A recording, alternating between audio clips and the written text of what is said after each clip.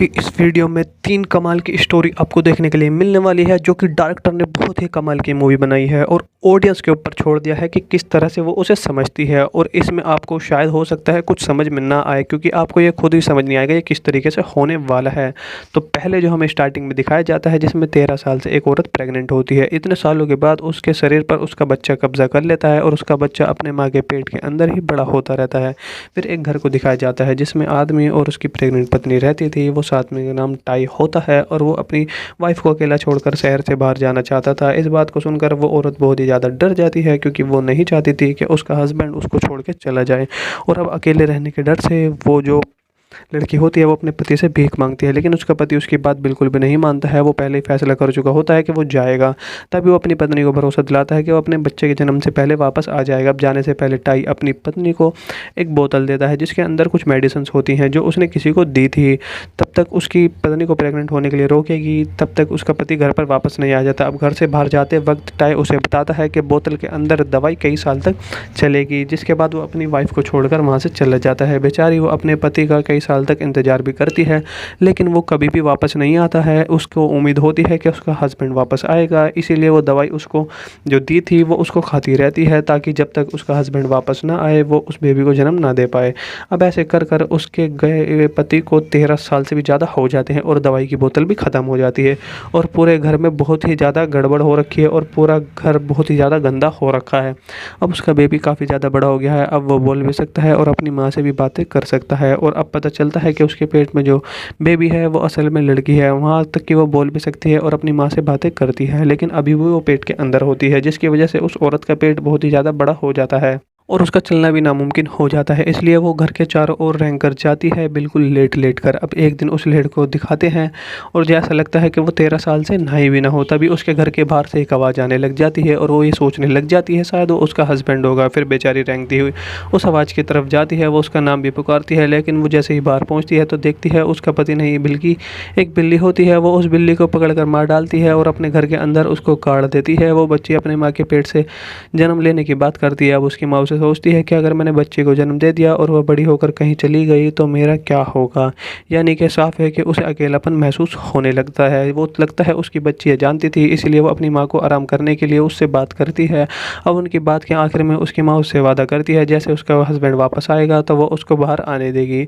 अब बाद में उस रात को वो औरत अपने बड़े पेट के दर्द की वजह से सो भी नहीं पाती है। बड़ी मुश्किल से उस दवाई की बोतल तक पहुँचती है जो उसके पति उसके लिए छोड़ कर गया था, लेकिन उसको पता लगता है कि वो दवाई तो पहले ही बहुत टाइम पहले ही ख़त्म हो गई है। अपनी माँ के दर्द को सहते देखकर वो बच्ची कहती है कि माँ मुझको बाहर आने दो। उसकी माँ उससे कहती है जब भी तुम बाहर आओ तो मुझको छोड़कर कभी मत जाना, जिसके लिए वो उससे भीख मांगती है कि मुझे छोड़कर कभी मत जाना। अब जैसे ही वो बच्ची बाहर आने की कोशिश करती है तो उसकी माँ का पेट बड़े ही स्ट्रेच होने लग जाता है, जिसकी वजह से बेचारी की माँ मर जाती है। वो अपनी माँ के शरीर को ही अपना लेती है, यानी कि एक बेबी सूट को उसको पहन लेती है। अब वो बिल्कुल आज़ादी की तरह घूम सकती थी और बच्चे हुए अवशेषों को फेंक देती है। वो अपने शरीर को, अपने घर को साफ करने लग जाती है और अपनी ज़िंदगी मस्ती से जीने लग जाती है। एक सुबह वो चाय बनाती है, उसके घर के दरवाजे पर किसी की आवाज़ आती है और जब वो देखने जाती है तो कौन है, तो उसको पता लगता है वो कोई और नहीं बल्कि उसकी माँ का हस्बैंड टाई होता है, यानी कि उसके पापा होते हैं। वो उससे पूछती है इतने दिनों से वो कहाँ थे, लेकिन वो कोई भी जवाब देने से मना कर देते हैं और वो उसको कुछ नहीं बताता। अब इस दौरान वो सोचती है कि वो मुझसे ज़रूर पूछेगा कि मेरा पेट इतना पतला क्यों हो गया है, तो वो उसको बता देती है कि उसने अपने बच्चे को कैसे खो दिया है। लेकिन टाई उसके साथ किसी भी तरह की हमदर्दी बिल्कुल भी नहीं दिखाता है। वो उससे कहता है दूसरे बच्चे के लिए एक बार फिर से कोशिश करेंगे। हालांकि वो उससे कहती है कि इस सब से वो फिर से गुजरना नहीं चाहती है, लेकिन वो उसको रोक नहीं पाती है। अब दूसरी तरफ आपको दिखाया जाता है कि जो सारा नाम की एक मोटी लड़की पूल में कूदने का फैसला करती है, लेकिन उसका फैसला बहुत ही गलत साबित होता है जब उसे उसकी मर्जी के बिना पूल से बाहर आना पड़ता है और उसे अपने रास्ते में एक खतरनाक खूनी भी देखने के लिए मिलता है। तो मूवी की शुरुआत में एक दिखाया जाता है, एक गाँव में एक छोटा सा पुल होता है जिसमें 15 से 16 साल की एक लड़की शारा उसमें डुबकी लगाने का फैसला करती है। हालांकि उसको ये पता नहीं होता है कि पुल के आसपास एक वैन भी खड़ी होती है, जिसका मतलब ये है कि उसके आसपास कोई ना कोई होता है। वो बाथरूम में जाती है और जब बाहर आने की है तो वो सोचती है कि मुझे डुबकी लगानी चाहिए या फिर नहीं। वो सोचती है कि लगाने का शायद थोड़ा रिलैक्स मिल जाए, इसलिए वो पूल में कूद जाने का फैसला कर दिया है। तभी दिखाते हैं कि पूल के पास बहुत सी चीज़ें पड़ी हुई हैं, जिसका मतलब है सारा यहाँ अकेली नहीं है।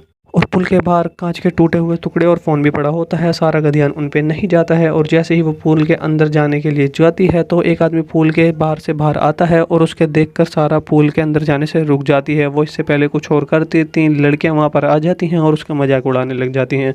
वो बेचारी सारा को बहुत ज़्यादा बुरा बुला बुलाती हैं और चिढ़ाती हैं और कहती हैं तुम्हारा बॉयफ्रेंड पानी में तैर रहा है। उस आदमी के सारा और बीच कोई भी संबंध नहीं होता है, लेकिन वो उसको चिढ़ाने के लिए सब बोलती हैं। और वो ये भी ध्यान देता है कि कैसे तीनों लड़की सारा का मजाक उड़ा रही हैं। सारा उनको इग्नोर करके पुल के अंदर चली जाती है और उन लड़कियों की इतनी बातें सुनकर वो आदमी वहाँ से बाहर चला जाता है। तभी पुल के अंदर एक आदमी को दिखाया जाता है जो बंधा हुआ होता है, जिसका गला घोटा हुआ होता है, लेकिन सारा का इस बात पर ध्यान भी नहीं जाता है। और जब वो पानी के ऊपर आती है तो उसको वहाँ पर वो लड़कियाँ भी नहीं दिखाई देती हैं और वो लड़कियां वापस आती हैं और उसके सर को किसी चीज़ से कवर कर लेती हैं और उसे सांस लेने में परेशानी होने लग जाती है। अब सारा उस जाल में से निकलने की कोशिश भी करती है और वो इतना परेशान हो जाती है कि वो उन तीनों में से एक लड़की को बुलाती है, क्योंकि उनमें से एक उसकी दोस्त भी होती है।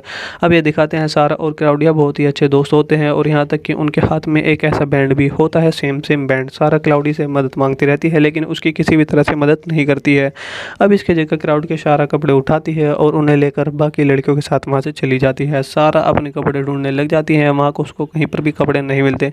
अब कोई और चारा ना होने की वजह से वो सड़क पर बिना कपड़ों के चलने लग जाती है। तभी बीच रास्ते पर उसको कुछ लड़के मिल जाते हैं जो उसको परेशान करने लग जाते हैं और उसको कई नामों से चिढ़ाने लग जाते हैं। उन लड़कों में से दो लड़के उतरकर उसको सड़क के किनारे कर देते हैं और इस सब की वजह से वो अपने घर जाने के लिए दूसरा रास्ता चुन लेती है। लेकिन जब वो दूसरे नए रास्ते से जा रही थी तो रास्ते में वैसी ही वैन दिखाई देती है जो उसने पुल के पास कुछ समय पहले देखी थी। वैन का मालिक झाड़ियों से बाहर आता है और वो वही सेम आदमी होता है जो पुल पे दिखाई देता है और उसके कंधे पर एक बैग होता है जिसको लगता है कि उसमें किसी का शरीर हो सकता है। इसी बीच वैन सारा के पास जाती है और उसके सामने रुक जाती है। फिर जब वो गाड़ी के ड्राइवर को देखती है तो वही आदमी होता है जो पुल में मिला था। वो यही सोचती है कि आखिर उस आदमी को चाहिए क्या।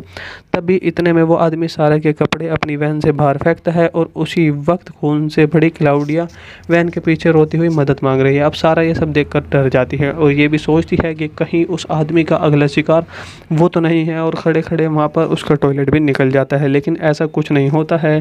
क्लाउडिया खून में सनी होती है जिसको देखकर कोई भी परेशान हो जाएगा, लेकिन सारा उससे उसी तरह अनदेखा कर देती है जिस तरह क्लाउडी ने उसे कुछ समय पहले अनदेखा किया था। और फिर आखिर में सारा उस आदमी की तरफ हाथ लहराकर उसको जाने के लिए कहती है। वो आदमी भी उसकी तरफ हाथ लहराकर जाने के लिए कहता है और वहाँ से निकल जाता है। जैसे ही वो गाड़ी वहाँ से चली जाती है सारा अपने कपड़े उठाकर उन्हें पहन लेती है और उसके बाद में वो पुलिस को फ़ोन करती है, लेकिन कोई फ़ोन ही नहीं उठाता है। और आखिर में वो अपने फ़ोन में गाने लगाती है और मस्ती में हेडफोन लगाकर वहाँ से जाने लग जाती है। इसी के बाद ये भी यहीं पर एंड हो जाती है। और तीसरी है जो कि two stranger homie to fight. इसमें दिखाया जाता है कैसे दो आदमी अपने भविष्य को अनप्रेडिक्टेबल छोड़ देते हैं।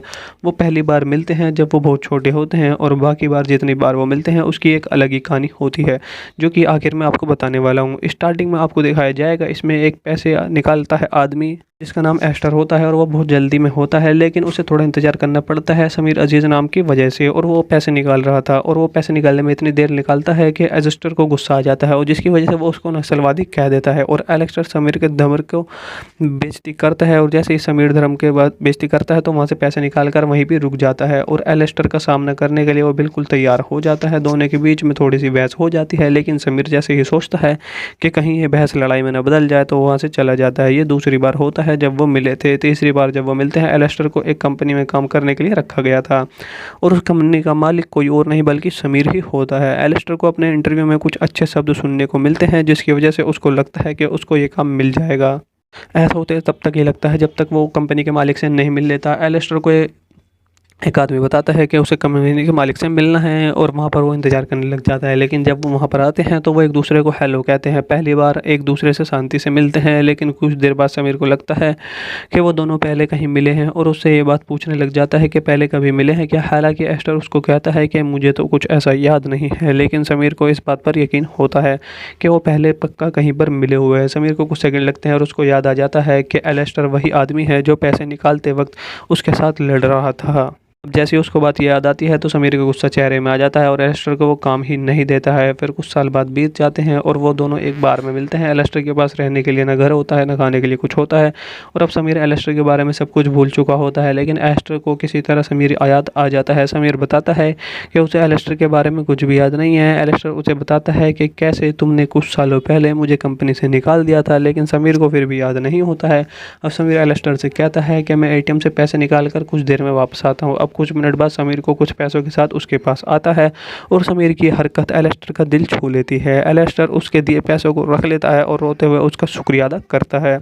समीर भी उसको शुभकामनाएं देता है और वहाँ से चला जाता है। और उसके बाद वहाँ पर हमें तब का सीन दिखाया जाता है जब वो पहले मिलते थे। वो पहली बार एक बीच के पास मिले थे जहाँ पर वो दोनों एक रेत का महल बना रहे थे और समीर जो उन दोनों में सबसे बड़ा होता है वो एलेस्टर को बताता है कि रेत को बाल्टी में डाल दो। हालांकि जल्दी एलेस्टर की माँ उसे लेने आ जाती है और वो घर चले जाते हैं। दोनों माँ और बेटा समीर को अकेला छोड़कर चले जाते हैं और एक दूसरे को अलविदा कहते हैं। जिसके बाद हमें एक बार दोबारा सीन दिखाया जाता है 5वीं बार का, जिस बार वो दोनों बूढ़े हो चुके हैं, खास करके समीर बोल भी नहीं पाता है और वो बूढ़े लोगों के खास घर में होता है। एलेस्टर वहाँ पर काम करता है और फिर घर पर एक नौकर के साथ में अनजाने में एलेस्टर समीर के कमरे में चला जाता है और जब वो एक दूसरे से मिलते हैं तब एलेस्टर समीर को बताता है कि वो उसका अच्छे से ख्याल रखेगा। अब समीर इस बात को सुनकर बहुत ज़्यादा खुश होता है और वो एक दूसरे को बहुत ज़्यादा देखकर हंस रहे हैं।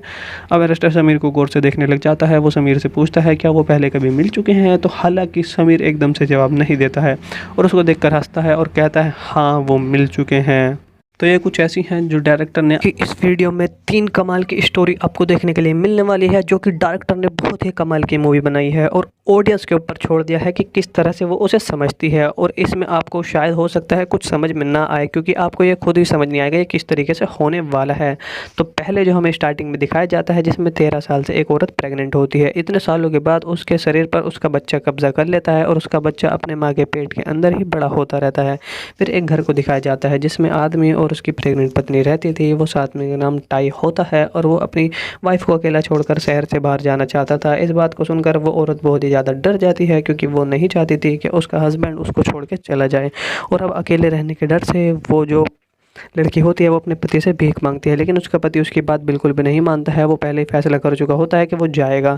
तभी वो अपनी पत्नी को भरोसा दिलाता है कि वो अपने बच्चे के जन्म से पहले वापस आ जाएगा। अब जाने से पहले टाई अपनी पत्नी को एक बोतल देता है जिसके अंदर कुछ मेडिसिन होती हैं जो उसने किसी को दी थी।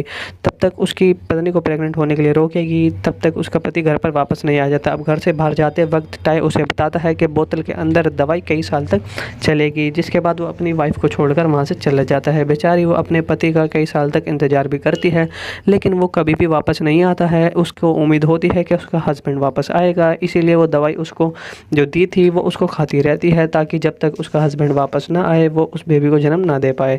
अब ऐसे कर कर उसके गए पति को 13 साल से भी ज़्यादा हो जाते हैं और दवाई की बोतल भी ख़त्म हो जाती है और पूरे घर में बहुत ही ज़्यादा गड़बड़ हो रखी है और पूरा घर बहुत ही ज़्यादा गंदा हो रखा है। अब उसका बेबी काफ़ी ज़्यादा बड़ा हो गया है। अब वो बोल भी सकता है और अपनी माँ से भी बातें कर सकता है और अब पता चलता है कि उसके पेट में जो बेबी है वो असल में लड़की है। वहाँ तक कि वो बोल भी सकती है और अपनी माँ से बातें करती है, लेकिन अभी भी वो पेट के अंदर होती है, जिसकी वजह से उस औरत का पेट बहुत ही ज़्यादा बड़ा हो जाता है और उसका चलना भी नामुमकिन हो जाता है। इसलिए वो घर के चारों ओर रेंग कर जाती है, बिल्कुल लेट लेट कर। अब एक दिन उस लड़के को दिखाते हैं और जैसा लगता है कि वो 13 साल से नहाई भी ना हो। तभी उसके घर के बाहर से एक आवाज़ आने लग जाती है और वो ये सोचने लग जाती है शायद वो उसका हस्बैंड होगा। फिर बेचारी रेंगती हुई उस आवाज़ की तरफ जाती है, वो उसका नाम भी पुकारती है, लेकिन वो जैसे ही बाहर पहुँचती है तो देखती है उसका पति नहीं बल्कि एक बिल्ली होती है। वो उस बिल्ली को पकड़ कर मार डालती है और अपने घर के अंदर उसको काट देती है। वो बच्ची अपने माँ के पेट से जन्म लेने की बात करती है। अब उसकी माँ उसे सोचती है कि अगर मैंने बच्चे को जन्म दे दिया और वह बड़ी होकर कहीं चली गई तो मेरा क्या होगा। यानी कि साफ है कि उसे अकेलापन महसूस होने लगता है। वो लगता है उसकी बच्ची जानती थी, इसलिए वो अपनी माँ को आराम करने के लिए उससे बात करती है। अब उनकी बात के आखिर में उसकी माँ उससे वादा करती है जैसे उसका हस्बैंड वापस आएगा तो वो उसको बाहर आने देगी। अब बाद में उस रात को औरत अपने बड़े पेट के दर्द की वजह से सो भी नहीं पाती है। बड़ी मुश्किल से उस दवाई की बोतल तक पहुँचती है जो उसके पति उसके लिए छोड़ कर गया था, लेकिन उसको पता लगता है कि वो दवाई तो पहले ही बहुत टाइम टाइम पहले ही ख़त्म हो गई है। अपनी माँ के दर्द को सहते देखकर वो बच्ची कहती है कि माँ मुझको बाहर आने दो।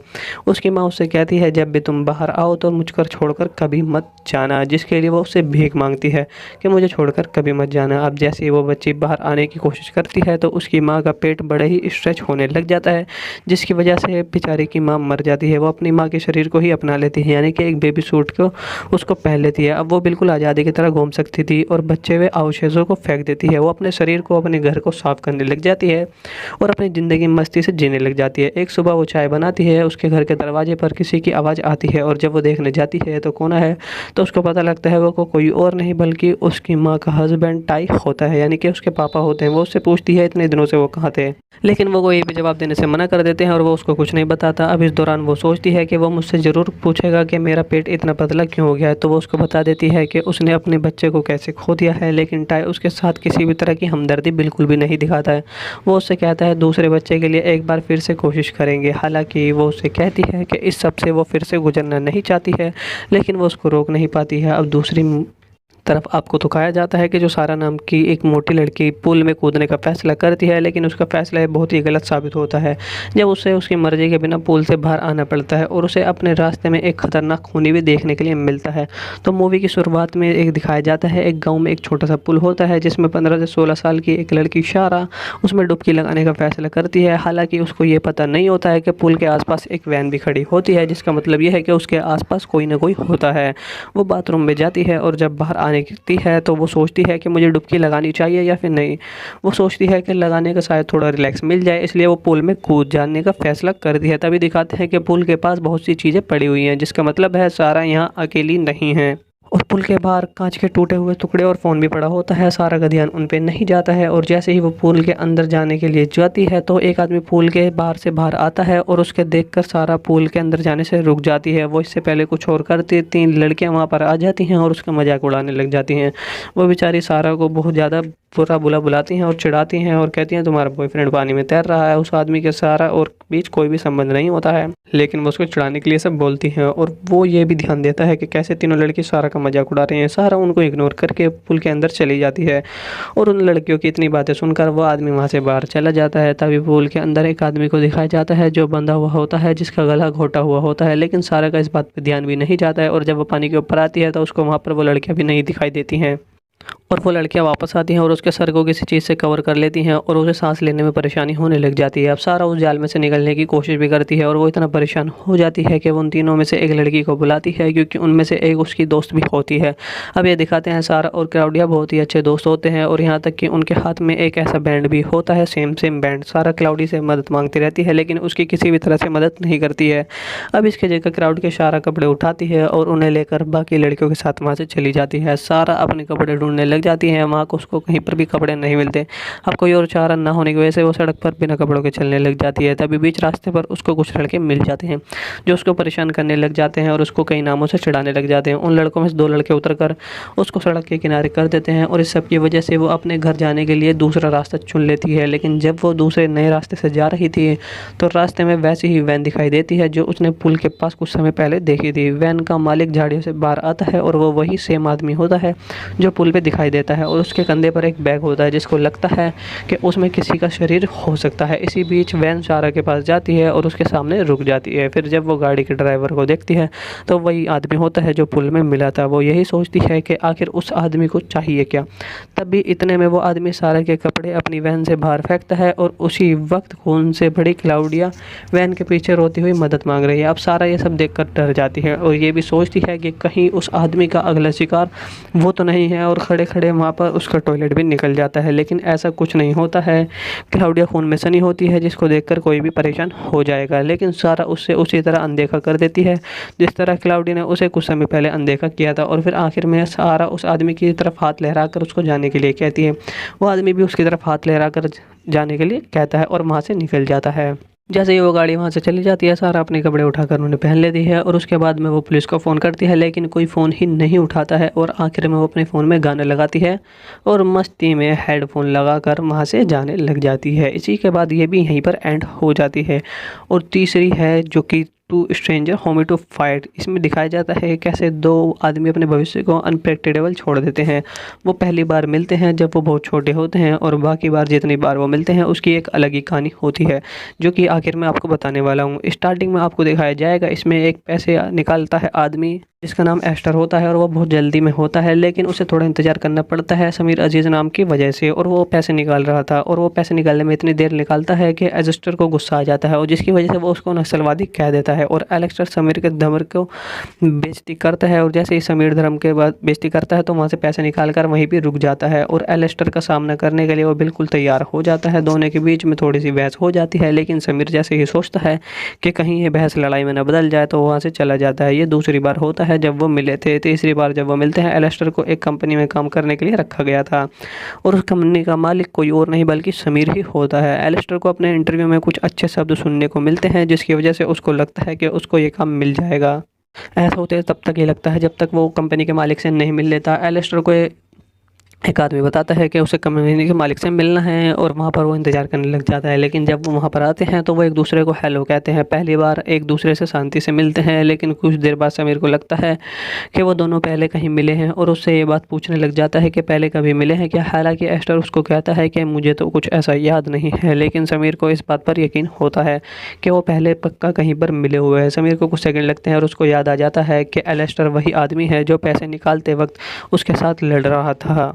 अब जैसे ही उसको बात याद आती है तो समीर का गुस्सा चेहरे में आ जाता है और एलेक्स्टर को वो काम ही नहीं देता है। फिर कुछ साल बाद बीत जाते हैं और वो दोनों एक बार में मिलते हैं। एलेक्स्टर के पास रहने के लिए ना घर होता है ना खाने के लिए कुछ होता है और अब समीर एलेक्स्टर के बारे में सब कुछ भूल चुका होता है, लेकिन एलेक्स्टर को किसी तरह समीर याद आ जाता है। समीर बताता है कि उसे एलेक्स्टर के बारे में कुछ भी याद नहीं है। एलेक्स्टर उसे बताता है कि कैसे तुमने कुछ सालों पहले मुझे कंपनी से निकाल दिया था, लेकिन समीर को फिर भी याद नहीं होता है। अब समीर एलेक्स्टर से कहता है कि मैं एटीएम से पैसे निकाल कर कुछ देर में वापस आता हूँ। अब कुछ मिनट बाद समीर को कुछ पैसों के साथ उसके पास आता है और समीर की हरकत एलेक्स्टर का दिल छू लेती है। एलेक्स्टर उसके दिए पैसों को रख लेता है और रोते हुए उसका शुक्रिया अदा करता है।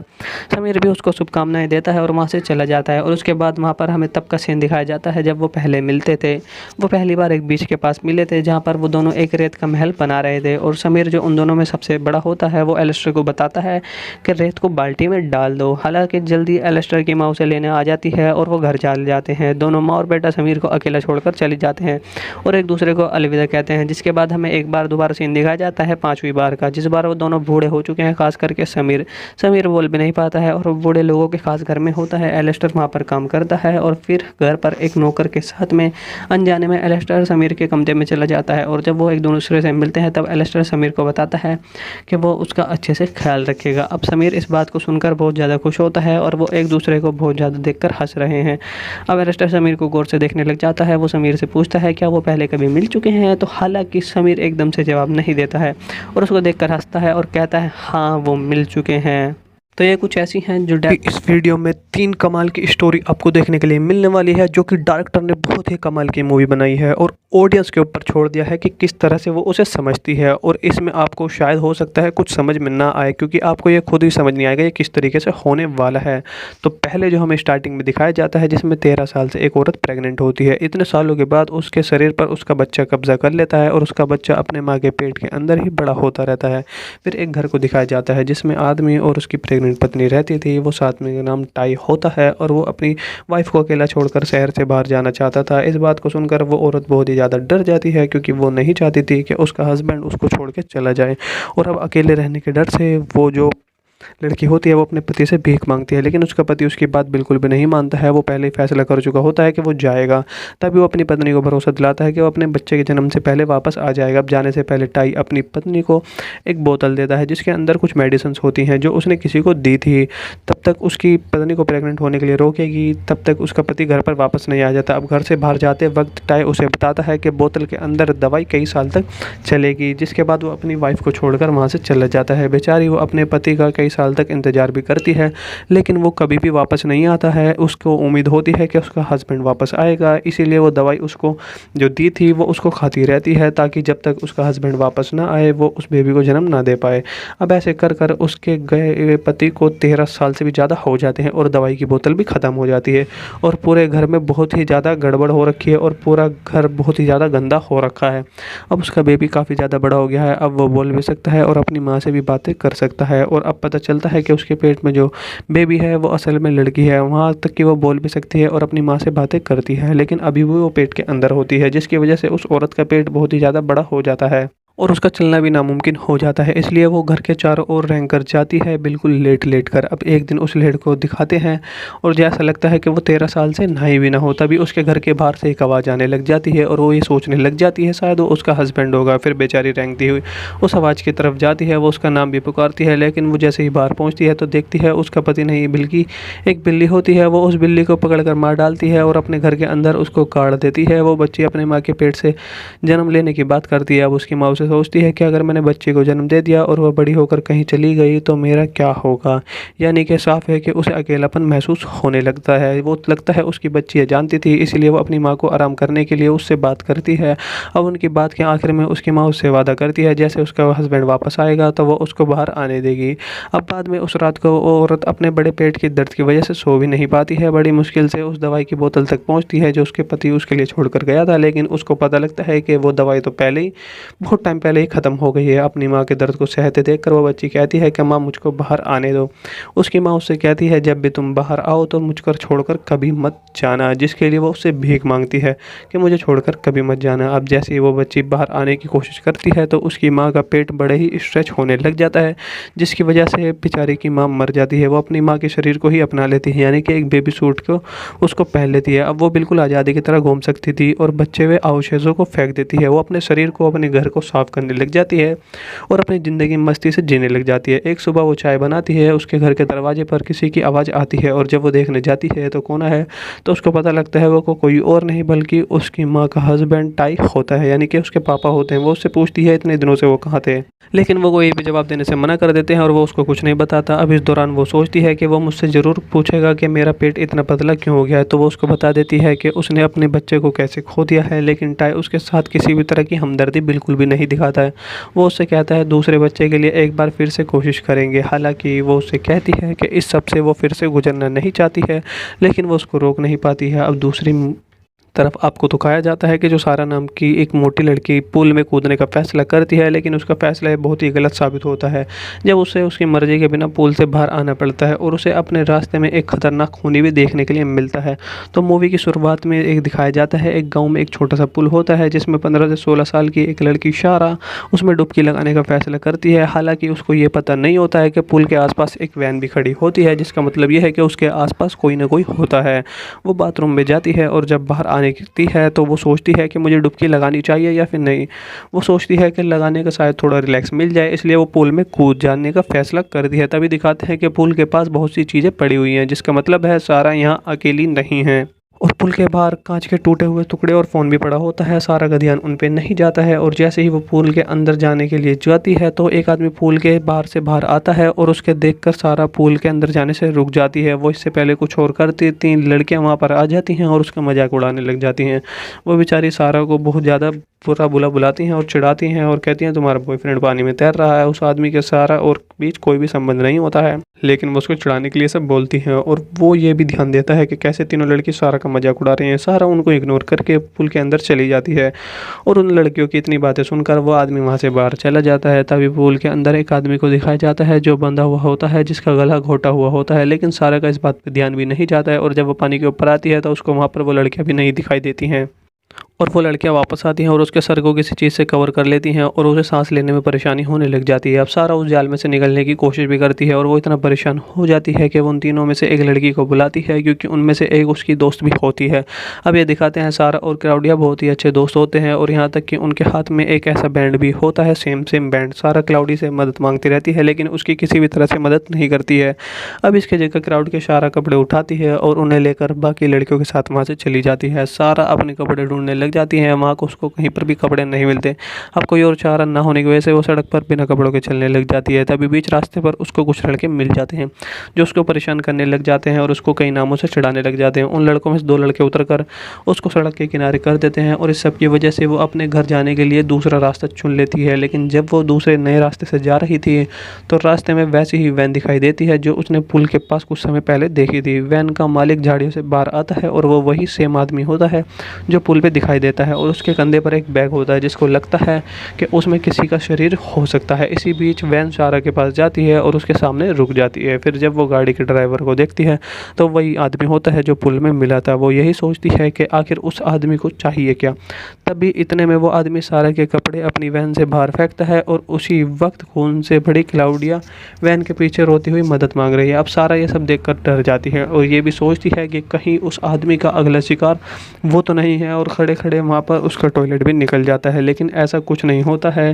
क्लाउडिया खून में सनी होती है जिसको देखकर कोई भी परेशान हो जाएगा। लेकिन सारा उससे उसी तरह अनदेखा कर देती है जिस तरह क्लाउडी ने उसे कुछ समय पहले अनदेखा किया था। और फिर आखिर में सारा उस आदमी की तरफ हाथ लहराकर उसको जाने के लिए कहती है। वो आदमी भी उसकी तरफ हाथ लहराकर जाने के लिए कहता है और वहाँ से निकल जाता है। जैसे ही वो गाड़ी वहाँ से चली जाती है सारा अपने कपड़े उठाकर उन्होंने पहन लेती है और उसके बाद में वो पुलिस को फ़ोन करती है लेकिन कोई फ़ोन ही नहीं उठाता है। और आखिर में वो अपने फ़ोन में गाना लगाती है और मस्ती में हेडफोन लगाकर वहाँ से जाने लग जाती है। इसी के बाद ये भी यहीं पर एंड हो जाती है। और तीसरी है जो कि two stranger homie to fight. इसमें दिखाया जाता है कैसे 2 आदमी अपने भविष्य को अनप्रेडिक्टेबल छोड़ देते हैं।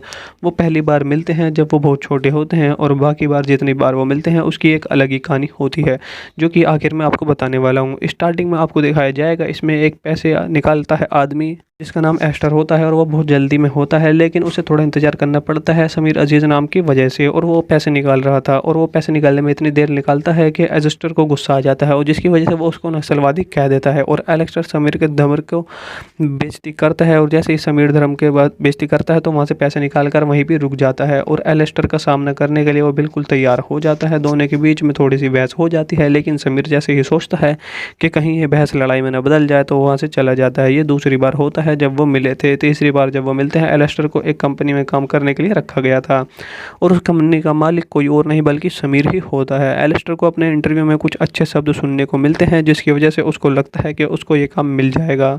ऐसा होते तब तक ये लगता है जब तक वो कंपनी के मालिक से नहीं मिल लेता। एलेस्टर को एक आदमी बताता है कि उसे कंपनी के मालिक से मिलना है और वहाँ पर वो इंतज़ार करने लग जाता है। लेकिन जब वो वहाँ पर आते हैं तो वो एक दूसरे को हेलो कहते हैं। पहली बार एक दूसरे से शांति से मिलते हैं लेकिन कुछ देर बाद समीर को लगता है कि वो दोनों पहले कहीं मिले हैं और उससे ये बात पूछने लग जाता है कि पहले कभी मिले हैं क्या। हालांकि एस्टर उसको कहता है कि मुझे तो कुछ ऐसा याद नहीं है लेकिन समीर को इस बात पर यकीन होता है कि वो पहले पक्का कहीं पर मिले हुए हैं। समीर को कुछ सेकंड लगते हैं और उसको याद आ जाता है कि एलेस्टर वही आदमी है जो पैसे निकालते वक्त उसके साथ लड़ रहा था। अब जैसे ही उसको बात याद आती है तो समीर का गुस्सा चेहरे में आ जाता है और एलेस्टर को वो काम ही नहीं देता है। फिर कुछ साल बाद बीत जाते हैं और वो दोनों एक बार में मिलते हैं। एलेस्टर के पास रहने के लिए ना घर होता है ना खाने के लिए कुछ होता है और अब समीर एलेस्टर के बारे में सब कुछ भूल चुका होता है। लेकिन एलेस्टर को किसी तरह समीर याद आ जाता है। समीर बताता है कि उसे एलेस्टर के बारे में कुछ भी याद नहीं है। एलेस्टर उसे बताता है कि कैसे तुमने कुछ सालों पहले मुझे कंपनी से निकाल दिया था लेकिन समीर को फिर भी याद नहीं होता है। अब समीर एलेस्टर से कहता है कि मैं ATM से पैसे निकाल कर कुछ देर में वापस आता हूँ। अब कुछ मिनट बाद समीर को कुछ पैसों के साथ उसके पास आता है और समीर की हरकत एलेस्टर का दिल छू लेती है। एलेस्टर उसके दिए पैसों को रख लेता है और रोते हुए उसका शुक्रिया अदा करता है। समीर भी उसको शुभकामनाएं देता है और वहाँ से चला जाता है। और उसके बाद वहाँ पर हमें तब का सीन दिखाया जाता है जब वो पहले मिलते थे। वो पहली बार एक बीच के पास मिले थे जहाँ पर वो दोनों एक रेत का महल बना रहे थे और समीर जो उन दोनों में सबसे बड़ा होता है वो एलेस्टर को बताता है कि रेत को बाल्टी में डाल दो। हालांकि जल्दी एलेस्टर की माँ उसे लेने आ जाती है और वो घर चले जाते हैं। दोनों माँ और बेटा समीर को अकेला छोड़कर चले जाते हैं और एक दूसरे को अलविदा कहते हैं। जिसके बाद हमें एक बार दोबारा सीन दिखाया जाता है 5वीं बार का, जिस बार वो दोनों बूढ़े हो चुके हैं। खास करके समीर बोल भी नहीं पाता है और बूढ़े लोगों के खास घर में होता है। एलेस्टर वहाँ पर काम करता है और फिर घर पर एक नौकर के साथ में अनजाने में एलेस्टर समीर के कमरे में चला जाता है और जब वो एक दूसरे से मिलते हैं तब एलेस्टर समीर को बताता है कि वो उसका अच्छे से ख्याल रखेगा। अब समीर इस बात को सुनकर बहुत ज़्यादा खुश होता है और वो एक दूसरे को बहुत ज़्यादा देखकर हंस रहे हैं। अब एलेस्टर समीर को गौर से देखने लग जाता है। वो समीर से पूछता है क्या वो पहले कभी मिल चुके हैं, तो हालांकि समीर एकदम से जवाब नहीं देता है और उसको देखकर हंसता है और कहता है हाँ वो मिल चुके हैं। तो ये कुछ ऐसी हैं जो डायरेक्टर ने इस वीडियो में 3 कमाल की स्टोरी आपको देखने के लिए मिलने वाली है, जो कि डायरेक्टर ने बहुत ही कमाल की मूवी बनाई है और ऑडियंस के ऊपर छोड़ दिया है कि किस तरह से वो उसे समझती है। और इसमें आपको शायद हो सकता है कुछ समझ में ना आए, क्योंकि आपको ये खुद ही समझ नहीं आएगा ये किस तरीके से होने वाला है। तो पहले जो हमें स्टार्टिंग में दिखाया जाता है, जिसमें 13 साल से एक औरत प्रेग्नेंट होती है। इतने सालों के बाद उसके शरीर पर उसका बच्चा कब्जा कर लेता है और उसका बच्चा अपने माँ के पेट के अंदर ही बड़ा होता रहता है। फिर एक घर को दिखाया जाता है जिसमें आदमी और उसकी प्रेग्नेंट पत्नी रहती थी। वो साथ में नाम टाई होता है और वो अपनी वाइफ को अकेला छोड़कर शहर से बाहर जाना चाहता था। इस बात को सुनकर वो औरत बहुत ही ज़्यादा डर जाती है, क्योंकि वो नहीं चाहती थी कि उसका हस्बैंड उसको छोड़ के चला जाए। और अब अकेले रहने के डर से वो जो लड़की होती है वो अपने पति से भीख मांगती है, लेकिन उसका पति उसकी बात बिल्कुल भी नहीं मानता है। वो पहले ही फैसला कर चुका होता है कि वो जाएगा।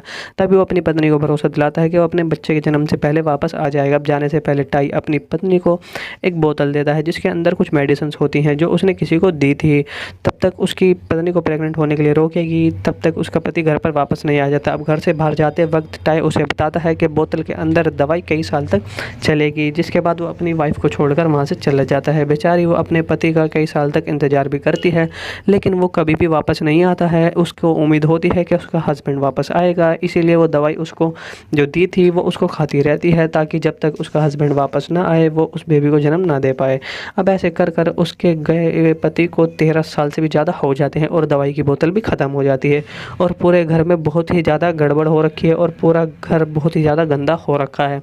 अब उसका बेबी काफ़ी ज़्यादा बड़ा हो गया है, अब वो बोल भी सकता है और अपनी माँ से भी बातें कर सकता है। और अब पता चलता है कि उसके पेट में जो बेबी है वो असल में लड़की है। वहाँ तक कि वो बोल भी सकती है और अपनी माँ से बातें करती है, लेकिन अभी भी वो पेट के अंदर होती है, जिसकी वजह से उस औरत का पेट बहुत ही ज़्यादा बड़ा हो जाता है और उसका चलना भी नामुमकिन हो जाता है। इसलिए वो घर के चारों ओर रेंग कर जाती है, बिल्कुल लेट लेट कर। अब एक दिन उस लड़के को दिखाते हैं और जैसा लगता है कि वो 13 साल से नहाई भी ना हो। तभी उसके घर के बाहर से एक आवाज़ आने लग जाती है और वो ये सोचने लग जाती है शायद वो उसका हस्बैंड होगा। फिर बेचारी रेंगती हुई उस आवाज़ की तरफ जाती है, वो उसका नाम भी पुकारती है, लेकिन वो जैसे ही बाहर पहुँचती है तो देखती है उसका पति नहीं बल्कि एक बिल्ली होती है। वो उस बिल्ली को पकड़ कर मार डालती है और अपने घर के अंदर उसको काट देती है। वो बच्ची अपने माँ के पेट से जन्म लेने की बात करती है। अब उसकी माँ उसे सोचती है कि अगर मैंने बच्चे को जन्म दे दिया और वह बड़ी होकर कहीं चली गई तो मेरा क्या होगा।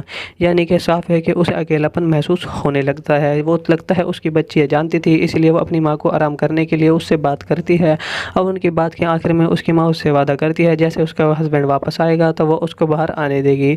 अब बाद में उस रात को वो औरत अपने बड़े पेट के दर्द की वजह से सो भी नहीं पाती है। बड़ी मुश्किल से उस दवाई की बोतल तक पहुँचती है जो उसके पति उसके लिए छोड़कर गया था, लेकिन उसको पता लगता है कि वो दवाई तो पहले ही बहुत टाइम पहले ही ख़त्म हो गई है। अपनी माँ के दर्द को सहते देखकर वो बच्ची कहती है कि माँ मुझको बाहर आने दो। उसकी माँ उससे कहती है जब भी तुम बाहर आओ तो मुझको छोड़कर कभी मत जाना, जिसके लिए वो उससे भीख मांगती है कि मुझे छोड़कर कभी मत जाना। अब जैसे ही वो बच्ची बाहर आने की कोशिश करती है तो उसकी माँ का पेट बड़े ही स्ट्रेच होने लग जाता है, जिसकी वजह से बेचारी की माँ मर जाती है। वो अपनी माँ के शरीर को ही अपना लेती है, यानी कि एक बेबी सूट को उसको पहन लेती है। अब वो बिल्कुल आज़ादी की तरह घूम सकती थी और बच्चे हुए अवशेषों को फेंक देती है। वो अपने शरीर को अपने घर को साफ करने लग जाती है और अपनी ज़िंदगी मस्ती से जीने लग जाती है। एक सुबह वो चाय बनाती है, उसके घर के दरवाजे पर किसी की आवाज़ आती है और जब वो देखने जाती है तो कौन है, तो उसको पता लगता है वो को कोई और नहीं बल्कि उसकी माँ का हस्बैंड टाई होता है, यानी कि उसके पापा होते हैं। वो उससे पूछती है इतने दिनों से वो कहाँ थे, लेकिन वो कोई भी जवाब देने से मना कर देते हैं और वो उसको कुछ नहीं बताता। अब इस दौरान वो सोचती है कि वो मुझसे ज़रूर पूछेगा कि मेरा पेट इतना पतला क्यों हो गया है, तो वो उसको बता देती है कि उसने अपने बच्चे को कैसे खो दिया है। लेकिन टाई उसके साथ किसी भी तरह की हमदर्दी बिल्कुल भी नहीं दिखाता है। वो उससे कहता है दूसरे बच्चे के लिए एक बार फिर से कोशिश करेंगे। हालांकि वो उससे कहती है कि इस सब से वो फिर से गुजरना नहीं चाहती है, लेकिन वो उसको रोक नहीं पाती है। अब दूसरी तरफ आपको दिखाया जाता है कि जो सारा नाम की एक मोटी लड़की पूल में कूदने का फैसला करती है, लेकिन उसका फैसला बहुत ही गलत साबित होता है जब उसे उसकी मर्जी के बिना पूल से बाहर आना पड़ता है और उसे अपने रास्ते में एक खतरनाक खूनी भी देखने के लिए मिलता है। तो मूवी की शुरुआत में एक दिखाया जाता है एक गाँव में एक छोटा सा पुल होता है जिसमें 15 से 16 साल की एक लड़की शारा उसमें डुबकी लगाने का फैसला करती है। हालांकि उसको ये पता नहीं होता है कि पुल के आसपास एक वैन भी खड़ी होती है, जिसका मतलब ये है कि उसके आसपास कोई ना कोई होता है। वो बाथरूम में जाती है और जब बाहर आने की है तो वो सोचती है कि मुझे डुबकी लगानी चाहिए या फिर नहीं। वो सोचती है कि लगाने का शायद थोड़ा रिलैक्स मिल जाए, इसलिए वो पूल में कूद जाने का फैसला करती है। तभी दिखाते हैं कि पूल के पास बहुत सी चीज़ें पड़ी हुई हैं, जिसका मतलब है सारा यहाँ अकेली नहीं है। और पुल के बाहर कांच के टूटे हुए टुकड़े और फ़ोन भी पड़ा होता है। सारा का ध्यान उन पे नहीं जाता है और जैसे ही वो पुल के अंदर जाने के लिए जाती है तो एक आदमी पुल के बाहर से बाहर आता है और उसके देखकर सारा पुल के अंदर जाने से रुक जाती है। वो इससे पहले कुछ और करती, 3 लड़कियां वहाँ पर आ जाती हैं और उसका मजाक उड़ाने लग जाती हैं। वो बेचारी सारा को बहुत ज़्यादा बुरा बुला बुलाती हैं और चिढ़ाती हैं और कहती हैं तुम्हारा बॉयफ्रेंड पानी में तैर रहा है। उस आदमी के सारा और बीच कोई भी संबंध नहीं होता है, लेकिन वो उसको चिढ़ाने के लिए सब बोलती हैं और वो ये भी ध्यान देता है कि कैसे तीनों लड़की सारा का मजाक उड़ा रही हैं। सारा उनको इग्नोर करके पुल के अंदर चली जाती है और उन लड़कियों की इतनी बातें सुनकर वो आदमी वहाँ से बाहर चला जाता है। तभी पुल के अंदर एक आदमी को दिखाया जाता है जो बंधा हुआ होता है, जिसका गला घोटा हुआ होता है, लेकिन सारा का इस बात पर ध्यान भी नहीं जाता है। और जब वो पानी के ऊपर आती है तो उसको वहाँ पर वो लड़कियाँ भी नहीं दिखाई देती हैं और वो लड़कियां वापस आती हैं और उसके सर को किसी चीज़ से कवर कर लेती हैं और उसे सांस लेने में परेशानी होने लग जाती है। अब सारा उस जाल में से निकलने की कोशिश भी करती है और वो इतना परेशान हो जाती है कि वो उन तीनों में से एक लड़की को बुलाती है, क्योंकि उनमें से एक उसकी दोस्त भी होती है। अब ये दिखाते हैं सारा और क्लाउडिया बहुत ही अच्छे दोस्त होते हैं और यहाँ तक कि उनके हाथ में एक ऐसा बैंड भी होता है, सेम बैंड। सारा क्लाउडी से मदद मांगती रहती है लेकिन उसकी किसी भी तरह से मदद नहीं करती है। अब इसके जगह क्लाउड के सारा कपड़े उठाती है और उन्हें लेकर बाकी लड़कियों के साथ वहाँ से चली जाती है। सारा अपने कपड़े ढूंढने लग जाती है, वहाँ को उसको कहीं पर भी कपड़े नहीं मिलते। अब कोई और चारा ना होने की वजह से वो सड़क पर बिना कपड़ों के चलने लग जाती है। तभी बीच रास्ते पर उसको कुछ लड़के मिल जाते हैं जो उसको परेशान करने लग जाते हैं और उसको कई नामों से चिढ़ाने लग जाते हैं। उन लड़कों में से 2 लड़के उतरकर उसको सड़क के किनारे कर देते हैं और इस सब की वजह से वो अपने घर जाने के लिए दूसरा रास्ता चुन लेती है। लेकिन जब वो दूसरे नए रास्ते से जा रही थी तो रास्ते में वैसी ही वैन दिखाई देती है जो उसने पुल के पास कुछ समय पहले देखी थी। वैन का मालिक झाड़ियों से बाहर आता है और वो वही सेम आदमी होता है जो पुल पे दिखाई देता है और उसके कंधे पर एक बैग होता है जिसको लगता है कि उसमें किसी का शरीर हो सकता है। इसी बीच वैन सारा के पास जाती है और उसके सामने रुक जाती है। फिर जब वो गाड़ी के ड्राइवर को देखती है तो वही आदमी होता है जो पुल में मिला था। वो यही सोचती है कि आखिर उस आदमी को चाहिए क्या।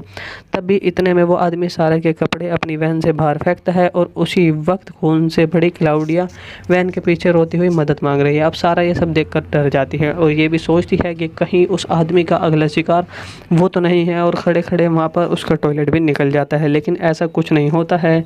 क्लाउडिया खून में सनी होती है जिसको देखकर कोई भी परेशान हो जाएगा, लेकिन सारा उससे उसी तरह अनदेखा कर देती है जिस तरह क्लाउडी ने उसे कुछ समय पहले अनदेखा किया था। और फिर आखिर में सारा उस आदमी की तरफ हाथ लहराकर उसको जाने के लिए कहती है।